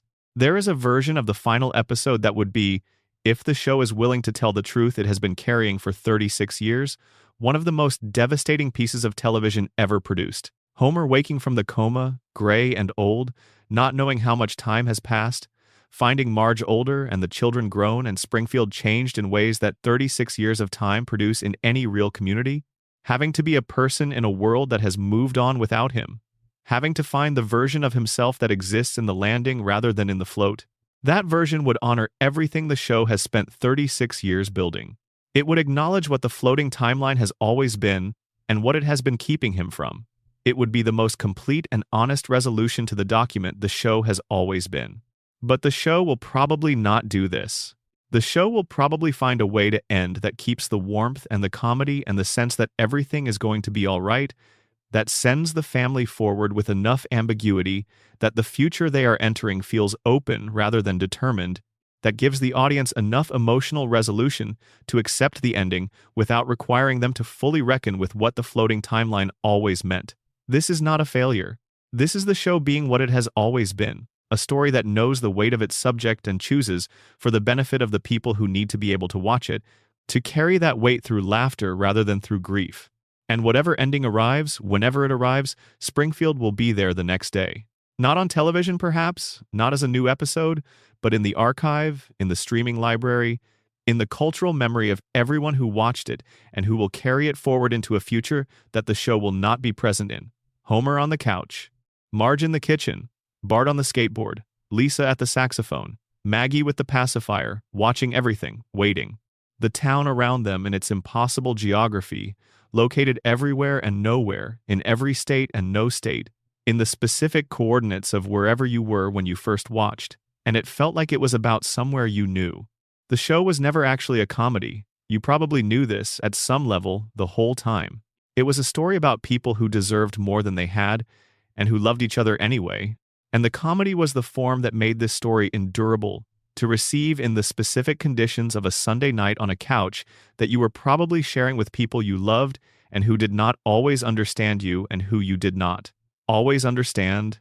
In a house or an apartment whose economics were probably a little tighter than you would have preferred, in a country whose systems were probably producing things that were not entirely what you would have chosen if the choice had been clearly yours. They were you. They are you. They were always you. That is the show's final answer to everything. The explanation for every mystery and every theory and every piece of evidence and every moment of genuine darkness embedded in 36 seasons of comedy. The family on the couch in the impossible town in the show that will not end is you. The person watching, the person who recognizes the warmth and the limitation and the love that survives both, and who comes back every week not because the show is excellent but because it is home. And home is where you go when everything else gets too much. When the world is complicated and the economics are tight and the systems are not producing the things they are supposed to produce, and the people you love are specific and difficult and imperfect and completely irreplaceable. You sit down, you put on the television, you go home to Springfield. It is always there. That has always been the whole point. If you made it this far genuinely, thank you for the company tonight. Drop a comment with where you are in the world right now and what time it is. These 4-hour journeys are worth making when someone is on the other end of them. And if you found your way here, and this was what you were looking for, subscribing keeps these conversations going. Sleep well. The Simpsons will be on when you wake up. It always is. Additional depth. The Mona Simpson conspiracy and 3 generations of damage. There is a through line running underneath the Simpsons family's story that the show introduces in Season 7 and then elaborates across subsequent seasons with a care and a precision that most viewers, caught up in the episode-by-episode comedy, do not fully register as a single, sustained argument. The through line begins with Homer's mother, it ends with Burns, and in between, it accounts for almost everything that is structurally wrong with the Simpson family's life, in a way that no single episode states directly but that the accumulated episodes, read together, make inescapable. For the first 6 seasons of the show, Homer's mother was dead. This was the settled fact of his family history. Abe Simpson, his father, had told him so when Homer was young. He had shown Homer a grave. Homer had mourned. He had grown up with the particular wound of maternal loss, the specific absence that shapes a child in ways that are both obvious and subtle, that produce in the adult both the visible symptoms of someone who was not held enough and the invisible symptoms of someone who learned too early that the people you love can simply be gone one morning without adequate explanation. Homer's desperate need for approval, his terror of abandonment, his clinging relationship with Marge, his inability to confront authority even when authority is treating him badly, his willingness to absorb humiliation rather than risk losing the one stable thing in his life, all of these traits, which the show has depicted with complete accuracy as Homer's defining psychological features, are the traits of a person who lost their mother young and never fully metabolized the loss. The show revealed in Season 7 in the episode called Mother Simpson, which aired on November 19, 1995, and is considered by many who have watched the series carefully to be its single finest episode, that the loss was manufactured. Homer's mother was not dead. She was alive. She had been alive for the entirety of Homer's adult life. She was alive when Homer married Marge. She was alive when Bart was born, and when Lisa was born, and when Maggie arrived. She was alive when Homer was struggling through every personal crisis and professional humiliation that the show has depicted in its first 6 seasons. She was alive and she could not come to him. And the reason she could not come to him is a story that involves the man who signs Homer's paycheck. In 1969, Mona Simpson was a housewife. She was not particularly remarkable in the terms that 1969 used to measure the remarkability of housewives. She was married to Abe. She had a young son named Homer. She lived in Springfield, and she was living the life that the 1969 version of the life she was supposed to live looked like, and then the world outside Springfield began to matter to her in a way it had not before. She was radicalized. The show uses this word and uses it without mockery by the convergence of the civil rights movement and the anti-war movement and the counterculture's broader challenge to the assumptions of the world she had grown up accepting. She became someone who believed that what was happening in the world was her responsibility and not just her background. She joined a group of activists. They targeted a biological weapons laboratory. This is the detail that the show plants and that rewards the most sustained attention because the biological weapons laboratory was owned by Mr. Burns. Not the nuclear power plant, which is the Burns enterprise that the show is organized around. A separate facility, a germ warfare laboratory, producing weapons-grade biological agents in Springfield, in the same town where Homer Simpson was growing up, where Abe Simpson was living, where the children of Springfield were attending school and drinking the water and breathing the air. Burns was not simply poisoning Springfield with radiation from the nuclear plant, which had not yet been built in 1969. He was also manufacturing biological weapons in the same community. The scope of what Burns was willing to do within the boundaries of his own town, the contempt for the people living in the zone his enterprises occupied that this willingness implies, is staggering when you sit with it. Mona's group destroyed the laboratory. They detonated a device that eliminated the biological agents stored inside. The raid was successful in its primary objective. In the aftermath, as the group fled, Mona made a mistake that would determine the remaining trajectory of her life. She stopped to help someone who had been knocked down in the chaos. The someone was Mr. Burns. She stopped to help Burns. She was still capable of this response. still the person who stopped to help someone who needed help, even in the middle of fleeing from the consequences of a direct action against his facility, because that is who Mona was, a person whose ethical commitments extended even to her enemies. Burns saw her face, he identified her, he reported her to the FBI. And from that moment forward, Mona Simpson was a fugitive. She could not go home. She could not contact her family. She could not hold her son or explain to him anything at all about why he was going to wake up one morning and she was going to be gone. She kissed Homer goodbye while he was sleeping. She left in the night. She did not come back for 27 years. Homer woke up and his mother was gone. His father told him she was dead, and Homer spent the next 3 decades of his life believing he was the kind of son a mother would rather die than stay for, that there was something about him that drove the people he loved away, that abandonment was not something that happened to him, but something he produced in the people around him, something that was his fault, in ways he could not understand but felt with a completeness that shaped every relationship he subsequently formed. This belief, this foundational wound in Homer's psychology, was constructed by 2 men, Abe Simpson, who chose to tell his son his mother was dead rather than to explain the reality of her situation, and Burns, who reported Mona to the FBI and then pursued her actively for decades, who spotted her through a cab window when she returned to Springfield in season 7 and called the authorities, who forced her to flee again, who made it impossible for her to remain in the life of the son she had never stopped loving.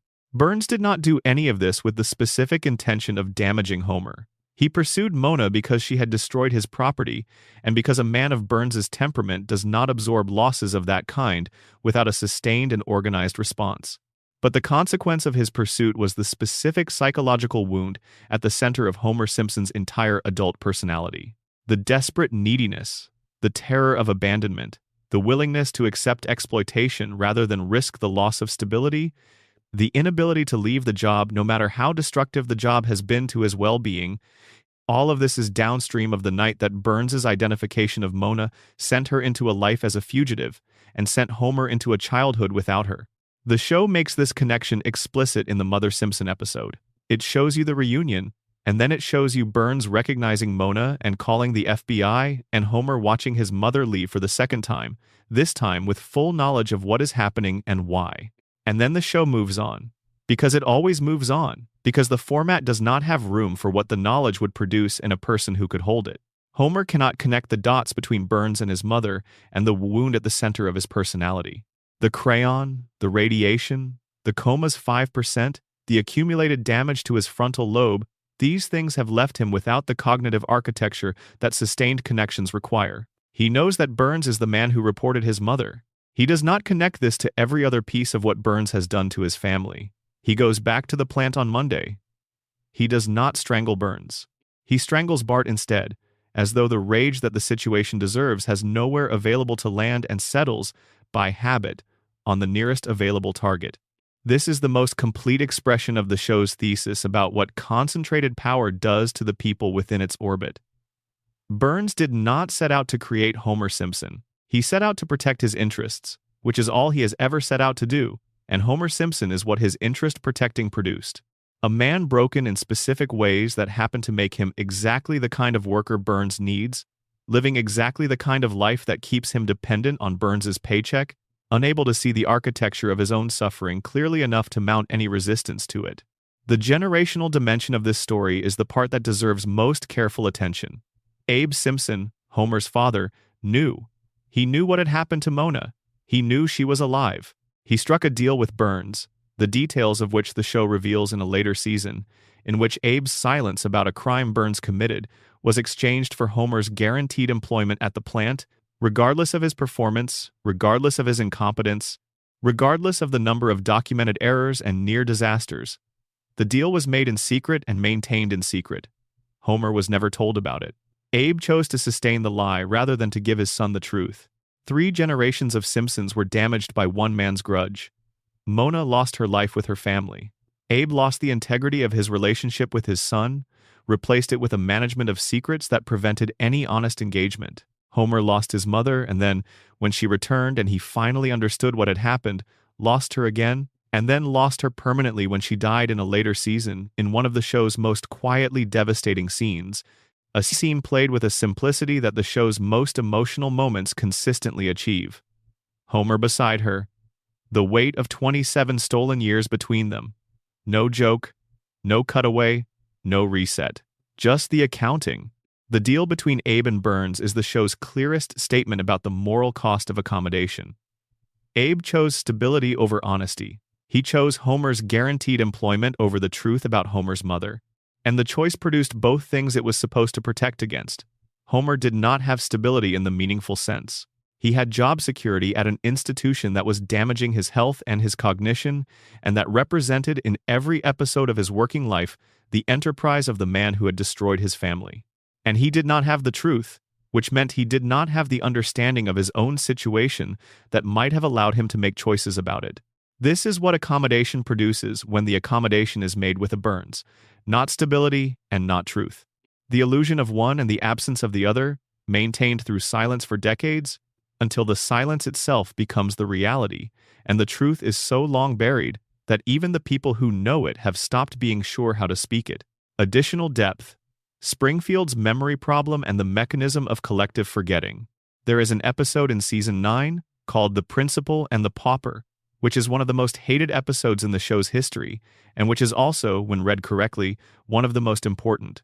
The episode reveals that Principal Skinner, the man who has been running Springfield Elementary for the entirety of the show's run, is not who he says he is. His real name is Armin Tamzarian. He is not a Vietnam veteran named Seymour Skinner.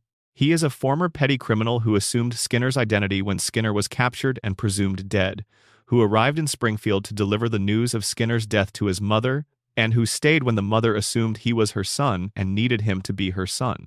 The real Seymour Skinner survived his captivity and eventually returned to Springfield. The town was confronted with proof, irrefutable and direct, that the man who had been running their school for decades was a fraud.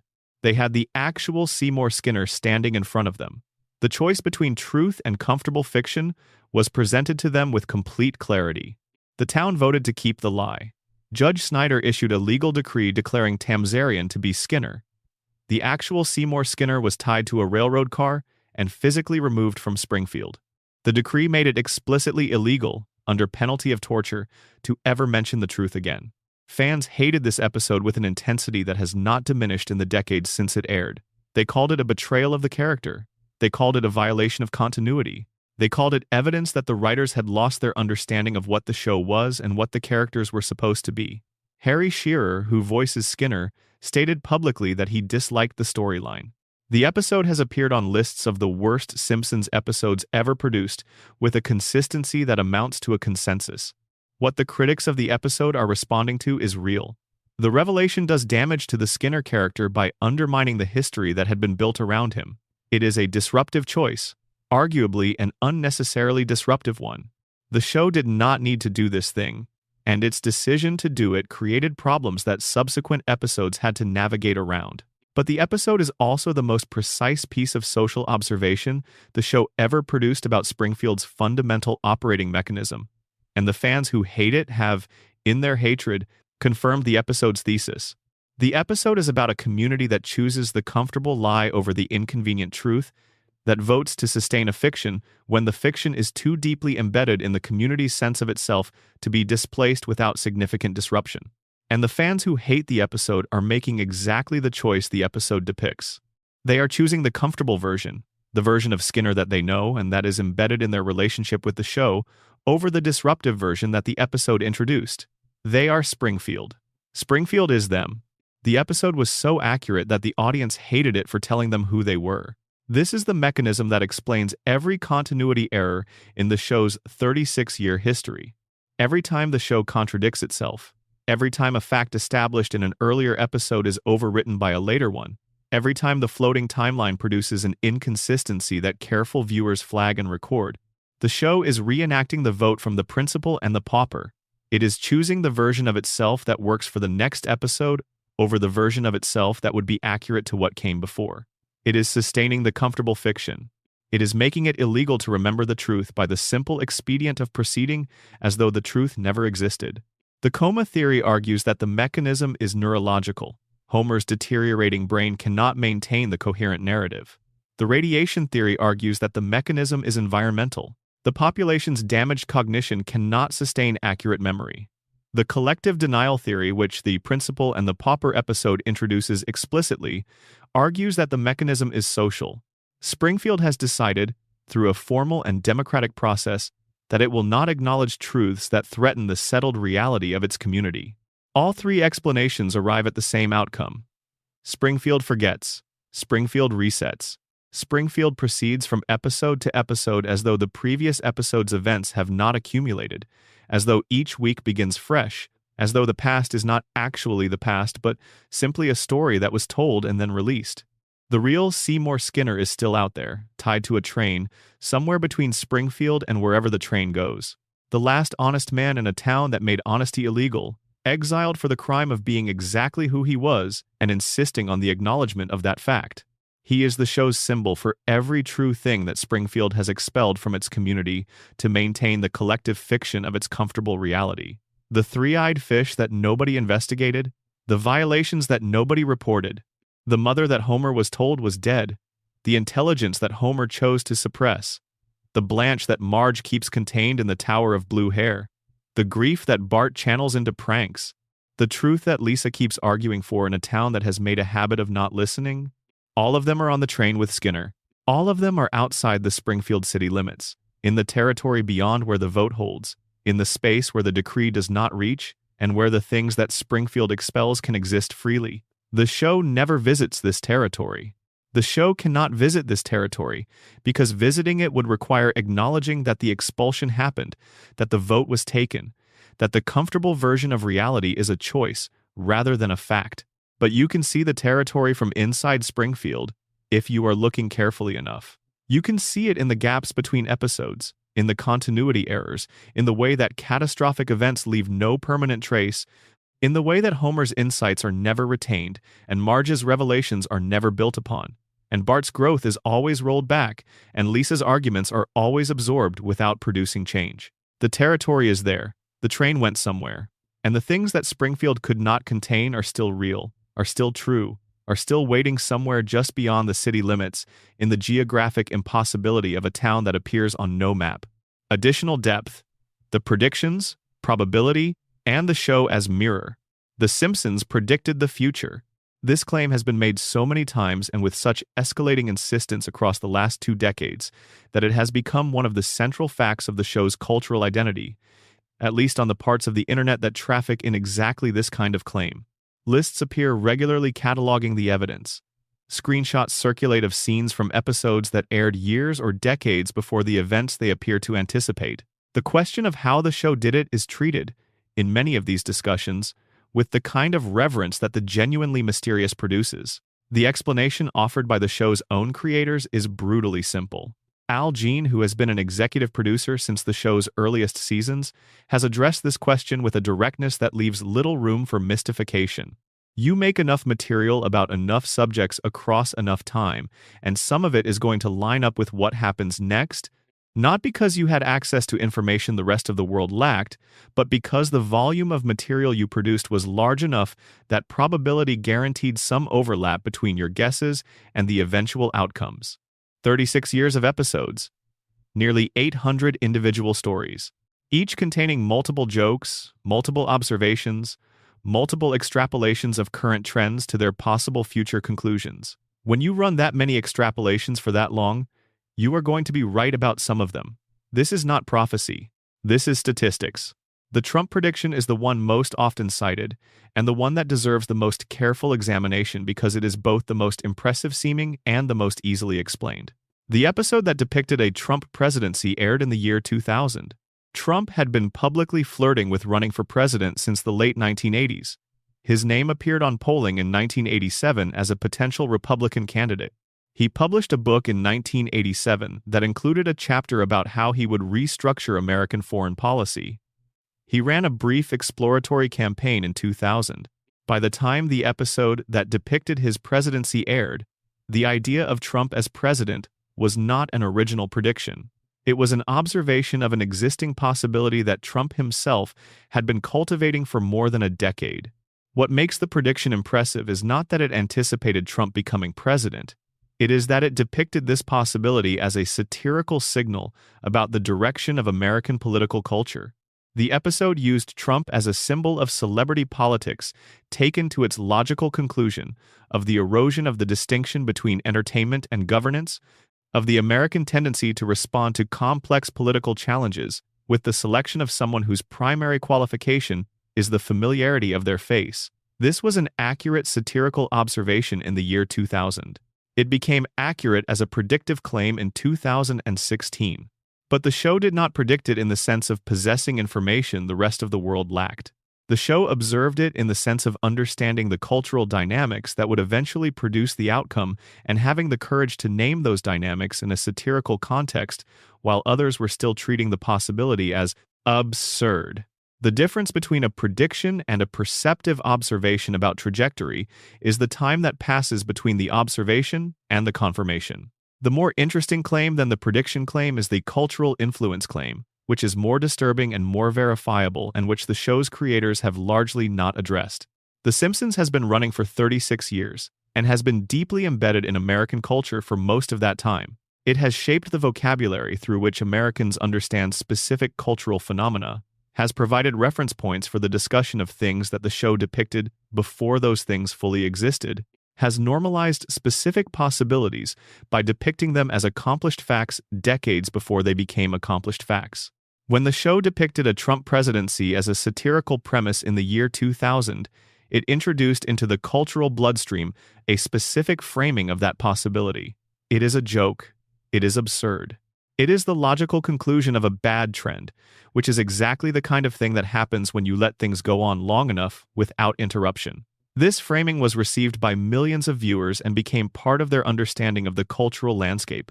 And when the possibility eventually became a reality, the cultural response was not shock so much as a specific kind of dark recognition. We have seen this before. The Simpsons already did this. The show did not predict Trump. The show made Trump feel inevitable. And making something feel inevitable is a form of cultural influence that is different from prediction but more consequential in some ways, because it shapes the emotional readiness of a population for outcomes that a population that had not been culturally prepared for the outcome might have resisted more actively. This is the most unsettling version of the prediction phenomenon. Not that the show knew things it should not have known. That the show's depiction of things before they happened changed the cultural relationship of its audience to those things when they arrived, made the audience feel that these things were outcomes they had already processed, conclusions they had already reached, realities they had already begun to live in before the living actually began. Springfield does not reflect America. After 36 years, America has been shaped by Springfield in ways that are difficult to measure, but that are real enough that the distinction between the mirror and what it reflects has become complicated. The predictions that did not come true are the final piece of the evidence. Nobody talks about them. Nobody screenshots the episodes from 1993 that depicted flying cars by 2000, or from 1995 that predicted specific political outcomes that did not materialize, or from 2002 that anticipated technological developments that never arrived. The memory of the show is not the archive. The memory of the show is the highlight reel that confirmation bias has assembled from the archive, selecting the episodes where the extrapolations proved accurate and discarding the much larger number of episodes where they did not. This is not a criticism of the show. It is a description of how cultural memory works and how the show has been received. The hits are remembered, the misses are forgotten. And the remembered hits, isolated from the forgotten misses, look like prophecy rather than like the natural outcome of producing more material about American culture than any other show in history. The truth is less mysterious and more interesting than the prophecy narrative. The Simpsons was staffed, during its peak years, by some of the best educated and most perceptive observers of American culture that the television industry has ever assembled in a single writer's room. These people were not guessing, they were reading. They were looking at the existing trends and the existing structures and the existing trajectories and pushing them forward to their logical conclusions and writing those conclusions as comedy. They were doing what great satirists have always done, which is to see the present clearly enough that the future it was producing was legible before it arrived. That is not prophecy, that is journalism with better production values. And after 36 years of it, the archive they produced is the most complete record of American cultural anxiety and American political trajectory and American economic reality that any single creative work has managed. Not because the show was trying to be a record, because it was trying to be honest, and honesty about a specific time and place, sustained long enough, becomes the record of that time and place without necessarily intending to. Additional depth. What the show owes its audience and what it has always refused to pay. There is a debt that The Simpsons has been running with its audience for 36 years that it has no intention of repaying, and that the audience has largely agreed to forgive, probably because the forgiveness is easier than the reckoning with what the debt represents. The debt is this. The show has made you care about these characters with real emotional depth and genuine investment, and then it has refused, structurally and by design, to give those characters what their depth and investment earns. Bart should grow up. Every piece of emotional reality the show has built around him, the learning difficulties, the unmet need for his father's genuine understanding, the performances of indifference that conceal a serious and specific sensitivity, everything the show has told you about who Bart actually is, points toward a trajectory. A kid like this, in the real world, becomes something specific when he reaches adulthood. He finds the context that can use his specific form of intelligence. He develops the self-understanding that the show has been building the materials for since the second season. He works out some version of the relationship with his father, imperfect and delayed, but real. He is still impulsive and still creative and still constitutively resistant to authority, and he has also become, in some specific and particular way, an adult. But the floating timeline will not let this happen. And the show's structural commitment to eternal childhood means that Bart is 10 years old and will be 10 years old until the network or the mortality of the voice cast produces the ending that the narrative has been pointing toward. For 3 decades, the investment you have made in him is real and has produced nothing in the way of resolution, because resolution requires landing, and the show does not land. It floats. Lisa should find her people. The entire emotional architecture of her storyline, the loneliness and the saxophone and the note from Mr. Bergstrom, and every moment when she briefly encounters someone who can see her, all of it points toward a future in which she is no longer alone in the way that she is alone at 8 years old in Springfield. A future in which her intelligence finds its context, in which the specific isolation of being too much for your environment resolves into the discovery of an environment that can hold you. This future is legible from every season of the show. It is not available to her, because she is 8 and will remain 8, and the loneliness will remain the loneliness, and the saxophone will remain the only adequate container for what she feels. Marge should put the tower down, not permanently and not entirely, because the tower is part of who she is and who she has made herself.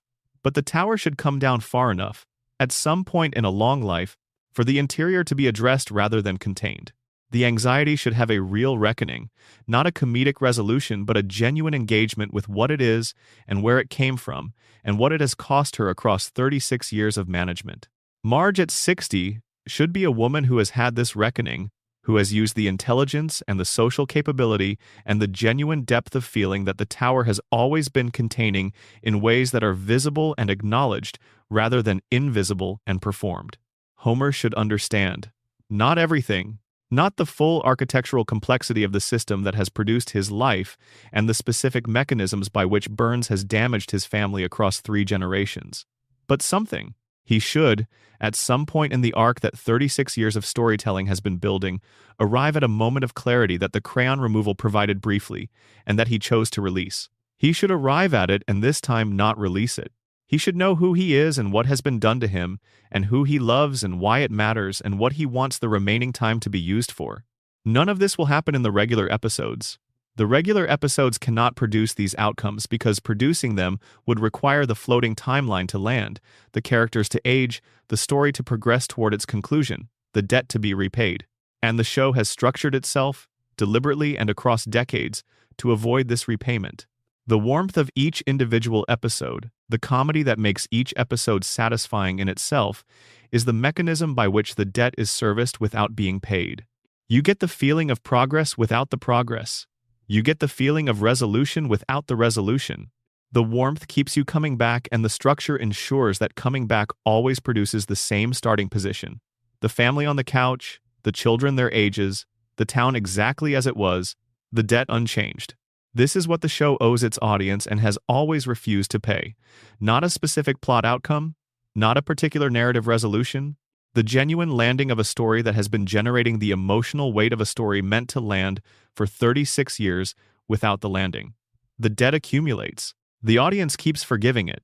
And Springfield floats on, in its impossible geography, in its permanent present, in the loop that started in December of 1989 and that nobody, not the characters and not the writers and not the network and not the audience, has found the will to break. Because breaking it means landing, and landing means endings, and endings mean that 36 years have passed, that the couch we watched from as children is gone or belongs to someone else, that the people we watched it with are different, or changed, or no longer here, that we are older. That Springfield is the last place in our experience where the children are still young and the parents are still together and nothing has been permanently lost. We do not want to pay the debt. We want to float a little longer. And Springfield, which has always understood what we needed even when it was not precisely what we deserved, keeps the lights on, keeps the plant running, keeps Homer in Sector 7G and Marge at the stove, and the children their ages and the town in its impossible location, and lets us float for another week. The love in this arrangement is real. The love in this show has always been real. The comedy is the vehicle, and the warmth is the fuel, and the truth is the destination. And the destination has been visible from the first episode, from the parking lot, from the dog, from the man who recognized something of himself in an abandoned creature and brought it home. That is The Simpsons. That is all of it. The most complete and most careful document of a specific kind of American life that the medium of television has ever produced, hidden inside 36 years of comedy, sustained by love that has always been more real than the jokes that carry it, waiting patiently in every episode for the audience to look underneath the laugh and find the thing that generated it. You found it tonight. That is enough. Sleep well. Additional depth. The music of Springfield, and what it refuses to say directly. There is a dimension of The Simpsons that most people who have watched it for years have absorbed without consciously registering. And that dimension is the show's musical intelligence. Alf Clausen composed the score for the show across the majority of its run, from 1990 until 2017. And the work he produced across those 27 years is one of the most sustained and sophisticated pieces of musical storytelling in the history of the medium. The score does something in relation to the image and the comedy that most animated scores do not attempt. It works against the surface. It plays what the scene is actually about rather than what the scene is presenting itself as being about. And the gap between those two things is where the show's deepest emotional content lies. The most famous example of this is the ending of the Mother Simpson episode, the episode where Homer finds his mother and then watches her leave again because Burns has called the FBI and the FBI has arrived at the Simpson house. The scene that ends the episode is one of the most carefully constructed pieces of television the show produced in any season. Homer watches the car carrying his mother disappear into the distance. He drives to a hilltop. He parks and sits on the hood of his car and watches the stars. The camera pulls back, the music plays, and what Clausen chose for this scene, for a comedy television show's weekly episode closing moment, was a full orchestral arrangement of a theme that does not resolve, that does not provide the emotional closure that a conventional score would provide for a scene that a conventional comedy would never have produced in the first place. The music knows what the scene is about. The music knows that Homer Simpson is sitting on a car hood in the dark on a Tuesday night in Springfield, absorbing the specific weight of having found his mother and lost her again, and that there is no musical vocabulary in the comedy genre that adequately addresses this weight, so it reaches outside the genre entirely and just plays the grief straight. This is what the show's music has done consistently across its best periods. The comedy is in the image and the dialogue and the performances, and the music is in the emotional reality underneath all of that, the thing the comedy is simultaneously revealing and containing. When the comedy is funniest, the music is often at its most melancholy, its most gentle, its most alert to the sadness that is generating the comedy, because the show has always understood that the best comedy comes from exactly the place where the grief lives, from the gap between what people have and what they need and what they have learned to do with the distance between those two things. The Danny Elfman theme, which opens every episode, is worth its own consideration.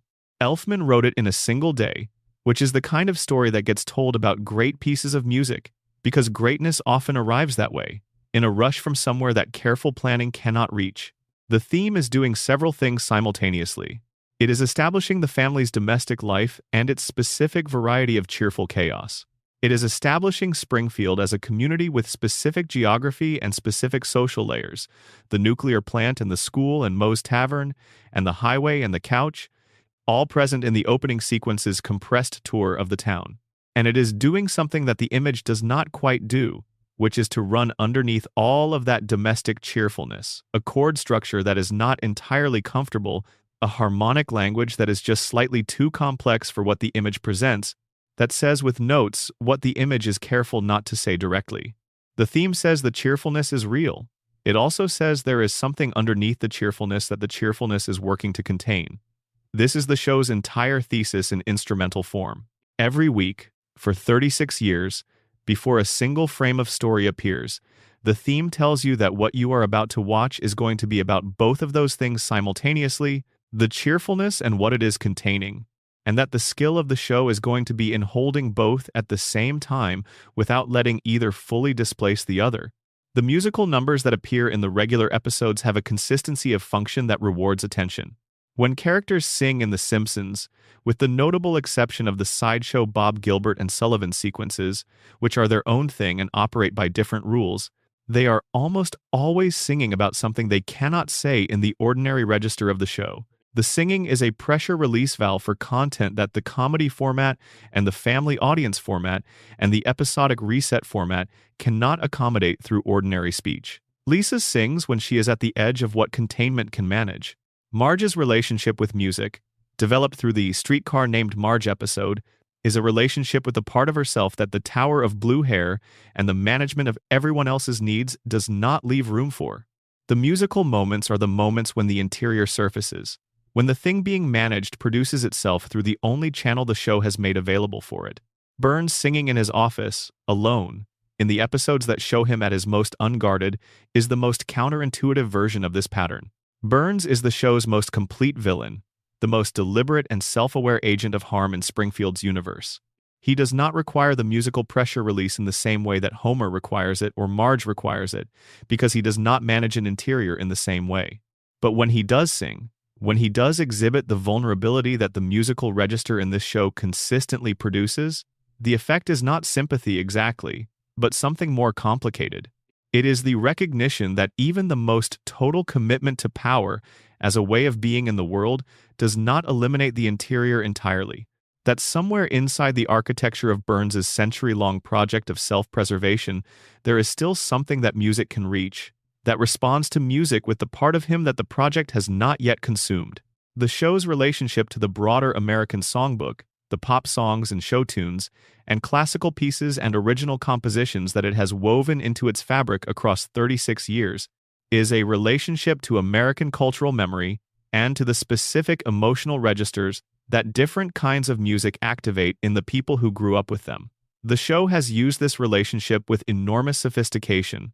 When it quotes a specific piece of music, it is usually doing so because that piece of music carries with it a specific emotional association in the cultural memory of its audience, and the show is borrowing that association rather than building a new one, using the existing charge in a piece of music to do emotional work that the comedy format cannot do from scratch. This is the show's deepest form of trust in its audience. The music trusts that you know what the music means, that you carry the associations in your body, that when the theme from a specific movie or the first bars of a specific song arrives in the score, you will feel what the composer felt when they decided to reach for it, and that this feeling will arrive in you in the same moment that the comedy is doing its work, so that you are receiving both simultaneously, the laugh and the feeling underneath the laugh, and understanding that they are not separate things but the same thing arriving through different channels. The show's musical language also extends to the way the comedy itself is timed, the rhythm of the jokes, the specific beat that separates the setup from the punchline, the silence that the show sometimes holds before the laugh, which is a musical choice as much as a comedic one. Timing in comedy is rhythm, and rhythm is music. And the show's writers and directors understood from its earliest seasons that the rhythm of the comedy was inseparable from the emotional effect the comedy produced. A joke that lands at the wrong beat does not land. A scene that holds the silence one half beat too long becomes something other than comedy. The The show's mastery of this timing, across its best seasons, is one of the things that makes those seasons feel qualitatively different from the episodes that do not quite achieve the same effect, even when the writing is similar and the performances are comparable. The music knows when to arrive and when to step back, and the comedy knows the same thing, and the combination is what the show sounds like when it is working. Additional depth, the show's women and the work of invisibility. The Simpsons has always been, in its marketing and in its cultural reception, a show about Homer. He is the center of gravity. His name is in the title. His face is the face that appears on merchandise and promotional materials. His voice is the voice that defines the show's sound in the cultural imagination. When people who have not thought carefully about the show are asked to describe it, they describe Homer, and what they describe is accurate to what Homer is in the show's official self-presentation, which is the primary character around whose experience the stories are organized. But the show that actually exists, the one produced over 36 seasons by a rotating team of writers with varying sensibilities and priorities, is not quite the Homer-centered show that its marketing presents. The Homer-centered show is the frame. Inside the frame, particularly in the episodes that the show's most careful viewers identify as its finest, the weight of the emotional and observational content is carried disproportionately by the women. By Marge, who holds the family together through a combination of genuine love and psychological suppression so complete that the suppression has become indistinguishable from the love. By Lisa, who carries the show's intellectual and political conscience in the body of an 8-year-old who has not yet learned that the world she is arguing with is not actually listening. By Mona, whose absence shapes everything and whose presence, when it briefly arrives, shows you what the family could have been. By Patty and Selma, who are played primarily for comedy but who represent, underneath the comedy, the specific survival strategy of women who decided early that the world's expectations of them were not going to be met and that this decision was going to be made loudly. Marge is the show's most complex character and its most underappreciated one, which is appropriate because Marge's complexity is built around the specific form of underappreciation that she has internalized as the condition of her life. She is exceptional in ways that the show makes very clear. Her social intelligence is remarkable. Her capacity for empathy is real and not performed. Her aesthetic sensibility, demonstrated through her painting, through her response to architecture and design and beauty when she encounters it, is genuine and educated and specific. When she played Blanche Dubois in the Streetcar Named Desire production, the response she received from the Springfield community was what it was, and it was inadequate. But her performance itself was something else. Something that the comedy and the family and the episodic reset cannot contain properly. Something that keeps surfacing in the episodes that are willing to look at what Marge is. The show has understood from early in its run that Marge's anxiety is not a personality quirk but a response to specific conditions. The conditions are the conditions of being someone with Marge's capabilities and Marge's intelligence in a context that has no adequate use for them, that roots them entirely into the management of a household and a family and a community, rather than into anything that gives them room to develop or to be seen. The blue hair, which the show presents as aesthetic choice and as signature and as the specific visual identity of one of television's most recognizable characters, is also a literal performance of constraint. It is hair that goes up rather than down, that rises rather than falls, that achieves height rather than spread, that is contained into a shape that has been maintained unchanged for 36 years. It is the exterior expression of an interior that has been organized around containment for as long as the show has been depicting it. When the containment fails, which it does in specific episodes with enough regularity to constitute a pattern, what emerges is always surprising and always real. Marge's anger when it breaks through the management is not the comic anger of someone performing frustration. It is specific and pointed and accurate. It knows exactly where it comes from and exactly who produced it, and exactly what would need to change for it to no longer be necessary. The problem is that the show cannot allow the change, because allowing the change would require Marge to be different, and if Marge is different, then the family is different, and if the family is different, then Springfield is different, and the whole structure of the show's permanent present is built on everything remaining exactly as it is. So the anger surfaces and is managed and is returned to containment, and the next episode finds Marge exactly where she was, the tower intact, the management operational, the interior doing its silent work in the space between what is shown and what is said. And the show trusts that you noticed, that you registered what it showed you in the episode where the containment broke, and that you carry that registration into the subsequent episodes where the surface has been restored, so that the restored surface is slightly more transparent to you than it was before. The show builds Marge through accumulation rather than through linear development, because linear development is not available to her. Each episode that cracks the surface adds to the understanding you carry of what the surface is covering, and the understanding accumulates across seasons even as the surface remains constant. Lisa's invisibility is of a different kind. She is not invisible to the audience. She is invisible to Springfield, which is a precise and painful distinction. The audience sees her. The audience has always seen her. She is one of the most legible characters in the show's history, a child whose interior life is presented with a clarity and a specificity that makes her recognizable to anyone who was ever too much for their environment, too smart for their school, too earnest for their social context, too invested in things that the people around them did not consider worth investment. What Springfield cannot see is not Lisa's existence but her value. Springfield knows Lisa is there. Springfield registers her as the family's difficult middle child, the one who is always arguing about something, always bringing up some cause or some injustice or some piece of information that the situation did not require, always making the simple thing complicated by insisting on accuracy when approximate would do fine. Springfield's relationship to Lisa is Springfield's relationship to truth more generally, which is that truth is acceptable as long as it is comfortable and optional when it is not, and Lisa is almost never comfortable and almost never optional in the truths she introduces. The episodes that follow Lisa to the edge of what she can sustain, the ones where the cost of being right in a town that does not reward rightness has accumulated to the point where it is visible in her, are the show's most honest pieces of self-examination. They are the show asking what it costs a person to keep insisting on the truth in an environment organized around comfortable fictions.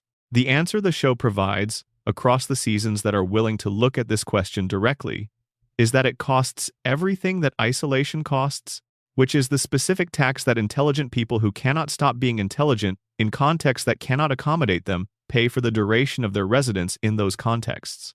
Lisa's saxophone is the only container the show has given her that is adequate to the interior.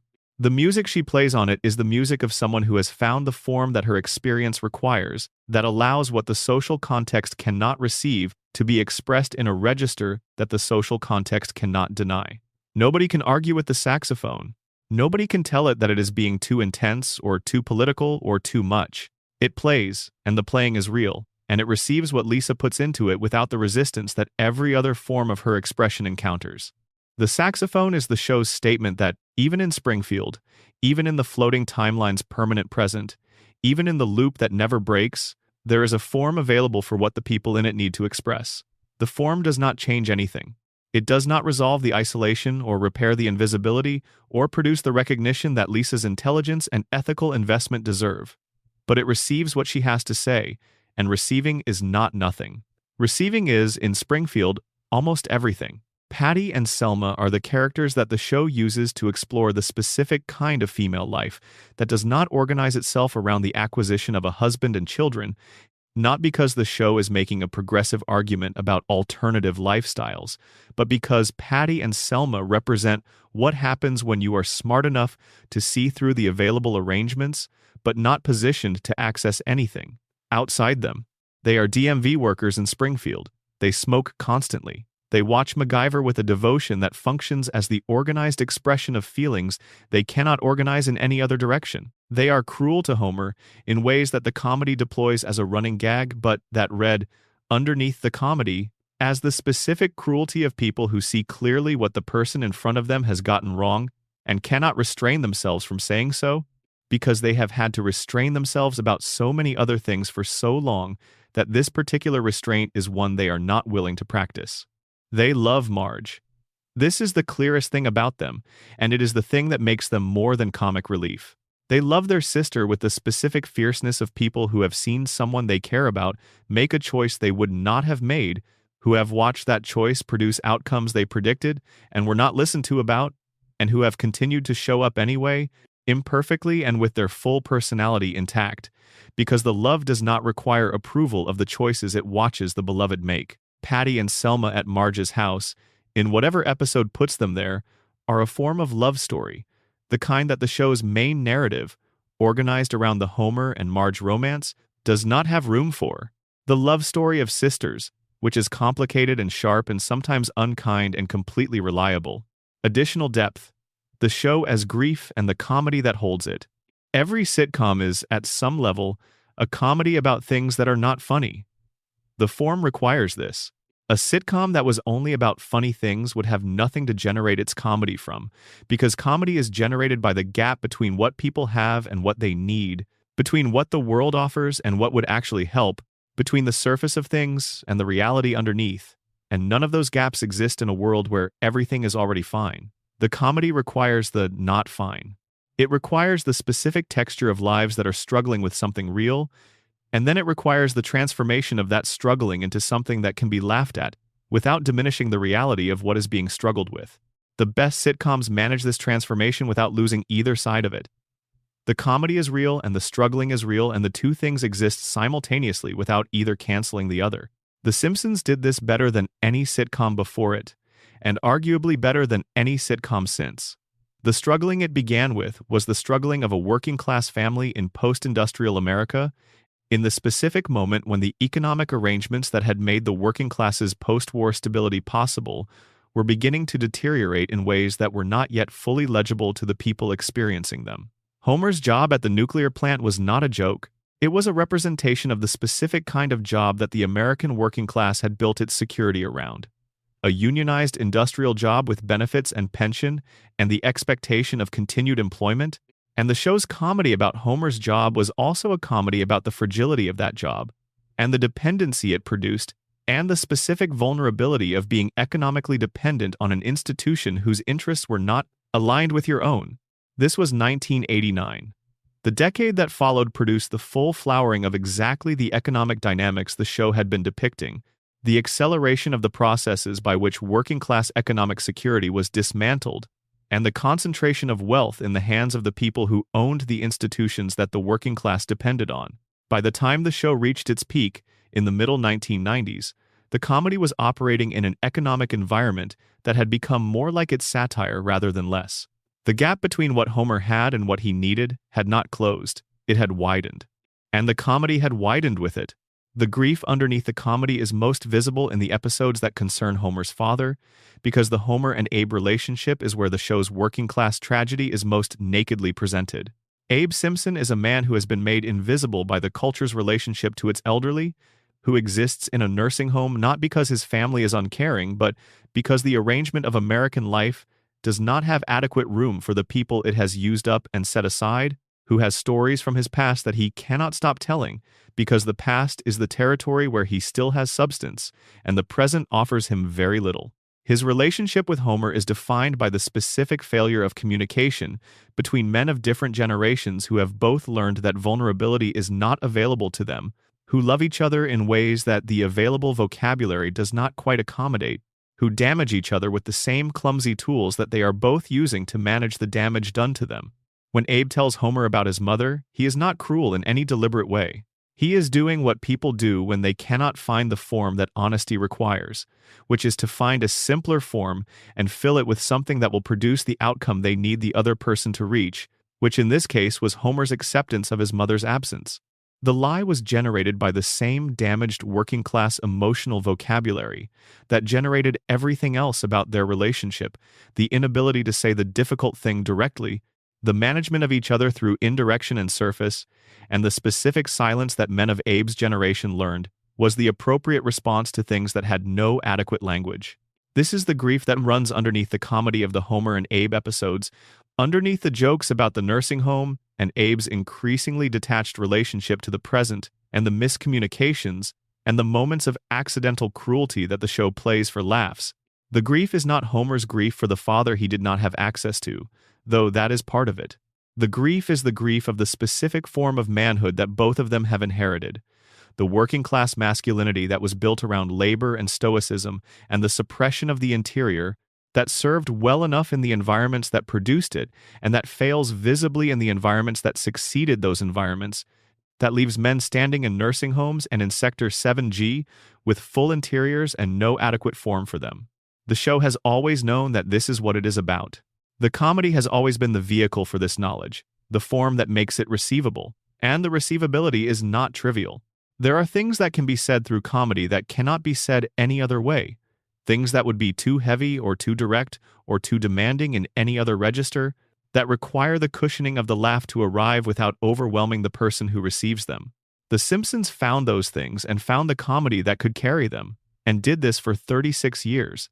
And the archive that the 36 years produced is the record of all of it, the comedy and the grief and the love that generated both, and the specific, ordinary, working-class American lives that were the material.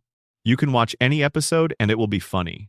You can watch any episode knowing what the comedy is carrying and it will be funny and something else, something that does not have a single word for it, but that you feel in the specific way that you feel.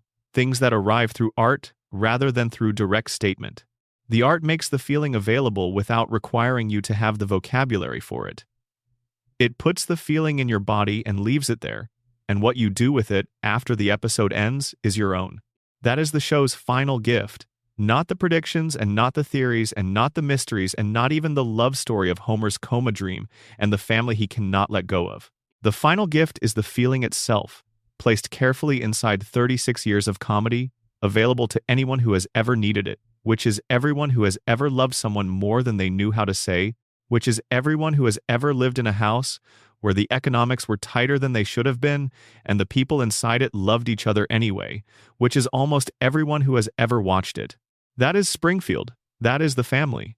That is the show that was never actually a comedy, that was always something more than that called itself a comedy, because a comedy was the only form that could carry what it needed to say. 36 years. 800 episodes. One family on one couch in one impossible town. And you, sitting with them in the dark, receiving what the comedy carries. That is enough. That has always been enough. Final closing section. What we take with us. You have been in Springfield for a long time tonight. Longer than most visitors stay? Long enough to see things that the ordinary visit does not have room for. Things that require the kind of attention that a long night and a quiet room, and the particular state of mind that approaches sleep produces in a person. The state where the critical distance collapses a little, where the defenses come down, where you receive things more directly than you would in the full alertness of daylight. This was the right state for Springfield. The show has always worked best in this state. The comedy, which is the vehicle, lands in full alertness. The grief that the comedy carries, which is the cargo, lands in the quieter register, in the moments between the laughs, in the space that relaxation creates for things that ordinary daily alertness does not leave room for. What we found tonight, in the pilot episode and in the anatomy of Homer's damage and in the architecture of Marge's containment, and in the specific tragedy of Bart's unmet needs, and in Lisa's cost, and in Springfield's economy, and in Burns's engineered immortality, and in the secondary, characters who carry the darkest weight, and in the Halloween episodes that tell the truth without the buffer, and in the long, strange trajectory of the show's final decades, what we found in all of that is the same thing that the show has been finding and refinding for 36 years. People. Specific, limited, imperfect, loving people, inside structures that are too large for them and too indifferent to them, and too permanently arranged against their flourishing for any single family's love and effort to fully overcome. And the love and effort anyway. The waking up and trying anyway. The strangling and the apologizing and the waking up again. The saxophone at midnight. The blue tower, contained. The silence that is watching everything. The beer that is always cold. The couch that is always there. The Simpsons is not a mystery, though it has mysteries. It is not a prediction, though it has predicted things. It is not a tragedy, though it contains tragedy in every episode if you know where to look. It is a record of what love looks like inside the specific constraints that the late 20th century and early 21st century imposed on ordinary American working-class families, which is to say it is a record of what love has always looked like inside the specific constraints that every era has imposed on ordinary people everywhere, which is to say it is a record of love itself in its most available and most imperfect and most recognizable form. Homer Simpson is not us because he is funny, though he is very funny. He is us because he is trying, every episode, with the tools available to him, in the conditions given to him, toward the family he loves imperfectly and completely. That combination of imperfect and complete is the one that most people live with, and most love stories are built around, and most art, if it is good enough, eventually finds its way back to. The show found its way back to it every week for 36 years. That is the achievement. That is the thing that will remain when the debates about the golden age and the decline and the predictions and the theories have finished. The family on the couch, the town in its impossible location, the love that generates the comedy that carries the grief that the love produces. You are going to sleep now, or you are close to it. The weight of all of this, the years and the episodes and the characters and the sadness that the comedy contains, has settled into something that feels a little like rest. This is what a good long night of listening does. It walks you somewhere, and when you arrive, you are tired in the way that means you have actually gone somewhere, that the journey was real, that the distance covered was not miles in a room, but miles of a different kind entirely. Springfield will be exactly where you left it when you return. The plant will be running. Homer will be in Sector 7G. Marge will be at the stove. Bart will be on his skateboard. Lisa will be at her saxophone. Maggie will be watching everything and saying nothing and waiting for the right moment. It is always there. That has always been the point. Good night. Additional depth. The couch gag as existential statement. Every episode of The Simpsons begins with the same sequence. The cloud-parted sky over Springfield, the establishing pan across the town, the family rushing home from their various daily positions and converging on the couch for the moment that gives the sequence its name. What varies is what happens on the couch, and what happens on the couch has become, over 36 seasons, one of the most sustained pieces of formal experimentation in the history of American television, produced inside the frame of a comedy and received by most of its audience as a joke and functioning, in the reading that all of the preceding analysis has made available, as something considerably more than that. The couch gag is a weekly meditation on the impossibility of arriving. The family is always rushing toward the couch. They are coming from the school and the plant and the bar and wherever Marge has been, and from the place just off screen where Maggie is carried from each morning, and they are converging on the one fixed point in the show's universe. The couch. The family couch. The specific piece of furniture that represents in the show's visual language everything that the family means to each other and everything that the house on Evergreen Terrace means to the people who live in it. And they cannot simply arrive. The show will not allow it. Something always intervenes between the rushing and the settling. Some transformation or obstacle or cosmic disruption that complicates or prevents or reframes the arrival. The family lands in the wrong order, or in the wrong form, or on a couch that is not where it should be, or in a universe where the couch has become something other than what a couch is supposed to be. The arrival is always complicated. The homecoming is always stranger than the rushing toward it promised. This is the condition of Springfield rendered in 20 seconds of animation at the top of every episode. The family is always trying to get home. Home is always slightly different from what the trying anticipated. The love that drives the trying is real. The specific difficulty of arriving, of finding the thing exactly as you needed it to be when you needed it to be that, is also real. And the show puts this difficulty at the very beginning of every episode, before the story starts, as a kind of honest framing of what the story is going to be about. They make it to the couch. Eventually, in some form, they make it. The gag resolves. They are seated, the family, together, and the episode begins. And this is the show's weekly promise. That no matter what the gag did to them, no matter how strange or difficult or transformed the arrival was, they end up there, together, on the couch, ready for whatever the next 22 minutes will bring, ready to be the family that they are, imperfect and specific and completely irreplaceable. For another episode, in the impossible town, in the floating timeline, in the show that was never actually a comedy and was always, from the very first couch gag to the very last, a love story about what it means to keep trying to get home. And this is why, after 4 hours and 36 years and 800 episodes, and every theory, and every mystery, and every piece of evidence we have assembled together tonight, the show remains. Not because it is still being made, though it is. Not because the network keeps it on, though the network does. But because the family on the couch is something that people who need it, which is most people, cannot let go of. The couch is a destination and a promise and a weekly demonstration that the place you are trying to reach is still there, still intact, still waiting with the television on and the beer cold and the children their ages and the love doing its imperfect and irreplaceable work. Go home. You have been in Springfield long enough for one night. The family will be here when you need them. They always are. That is the whole point. That has been the whole point since 1989, and it will remain the point for as long as anyone needs a family that never changes in a town that never ends, which is to say, it will remain the point for as long as there are people who remember what home felt like and who want, for 22 minutes or 4 hours or an entire quiet Sunday, to feel it again. Good night, Springfield. Good night, Homer. Good night, Marge. Good night, Bart and Lisa and Maggie, who is watching you go, in the way that Maggie always watches, in the way that Maggie has always watched, patient and still and completely awake.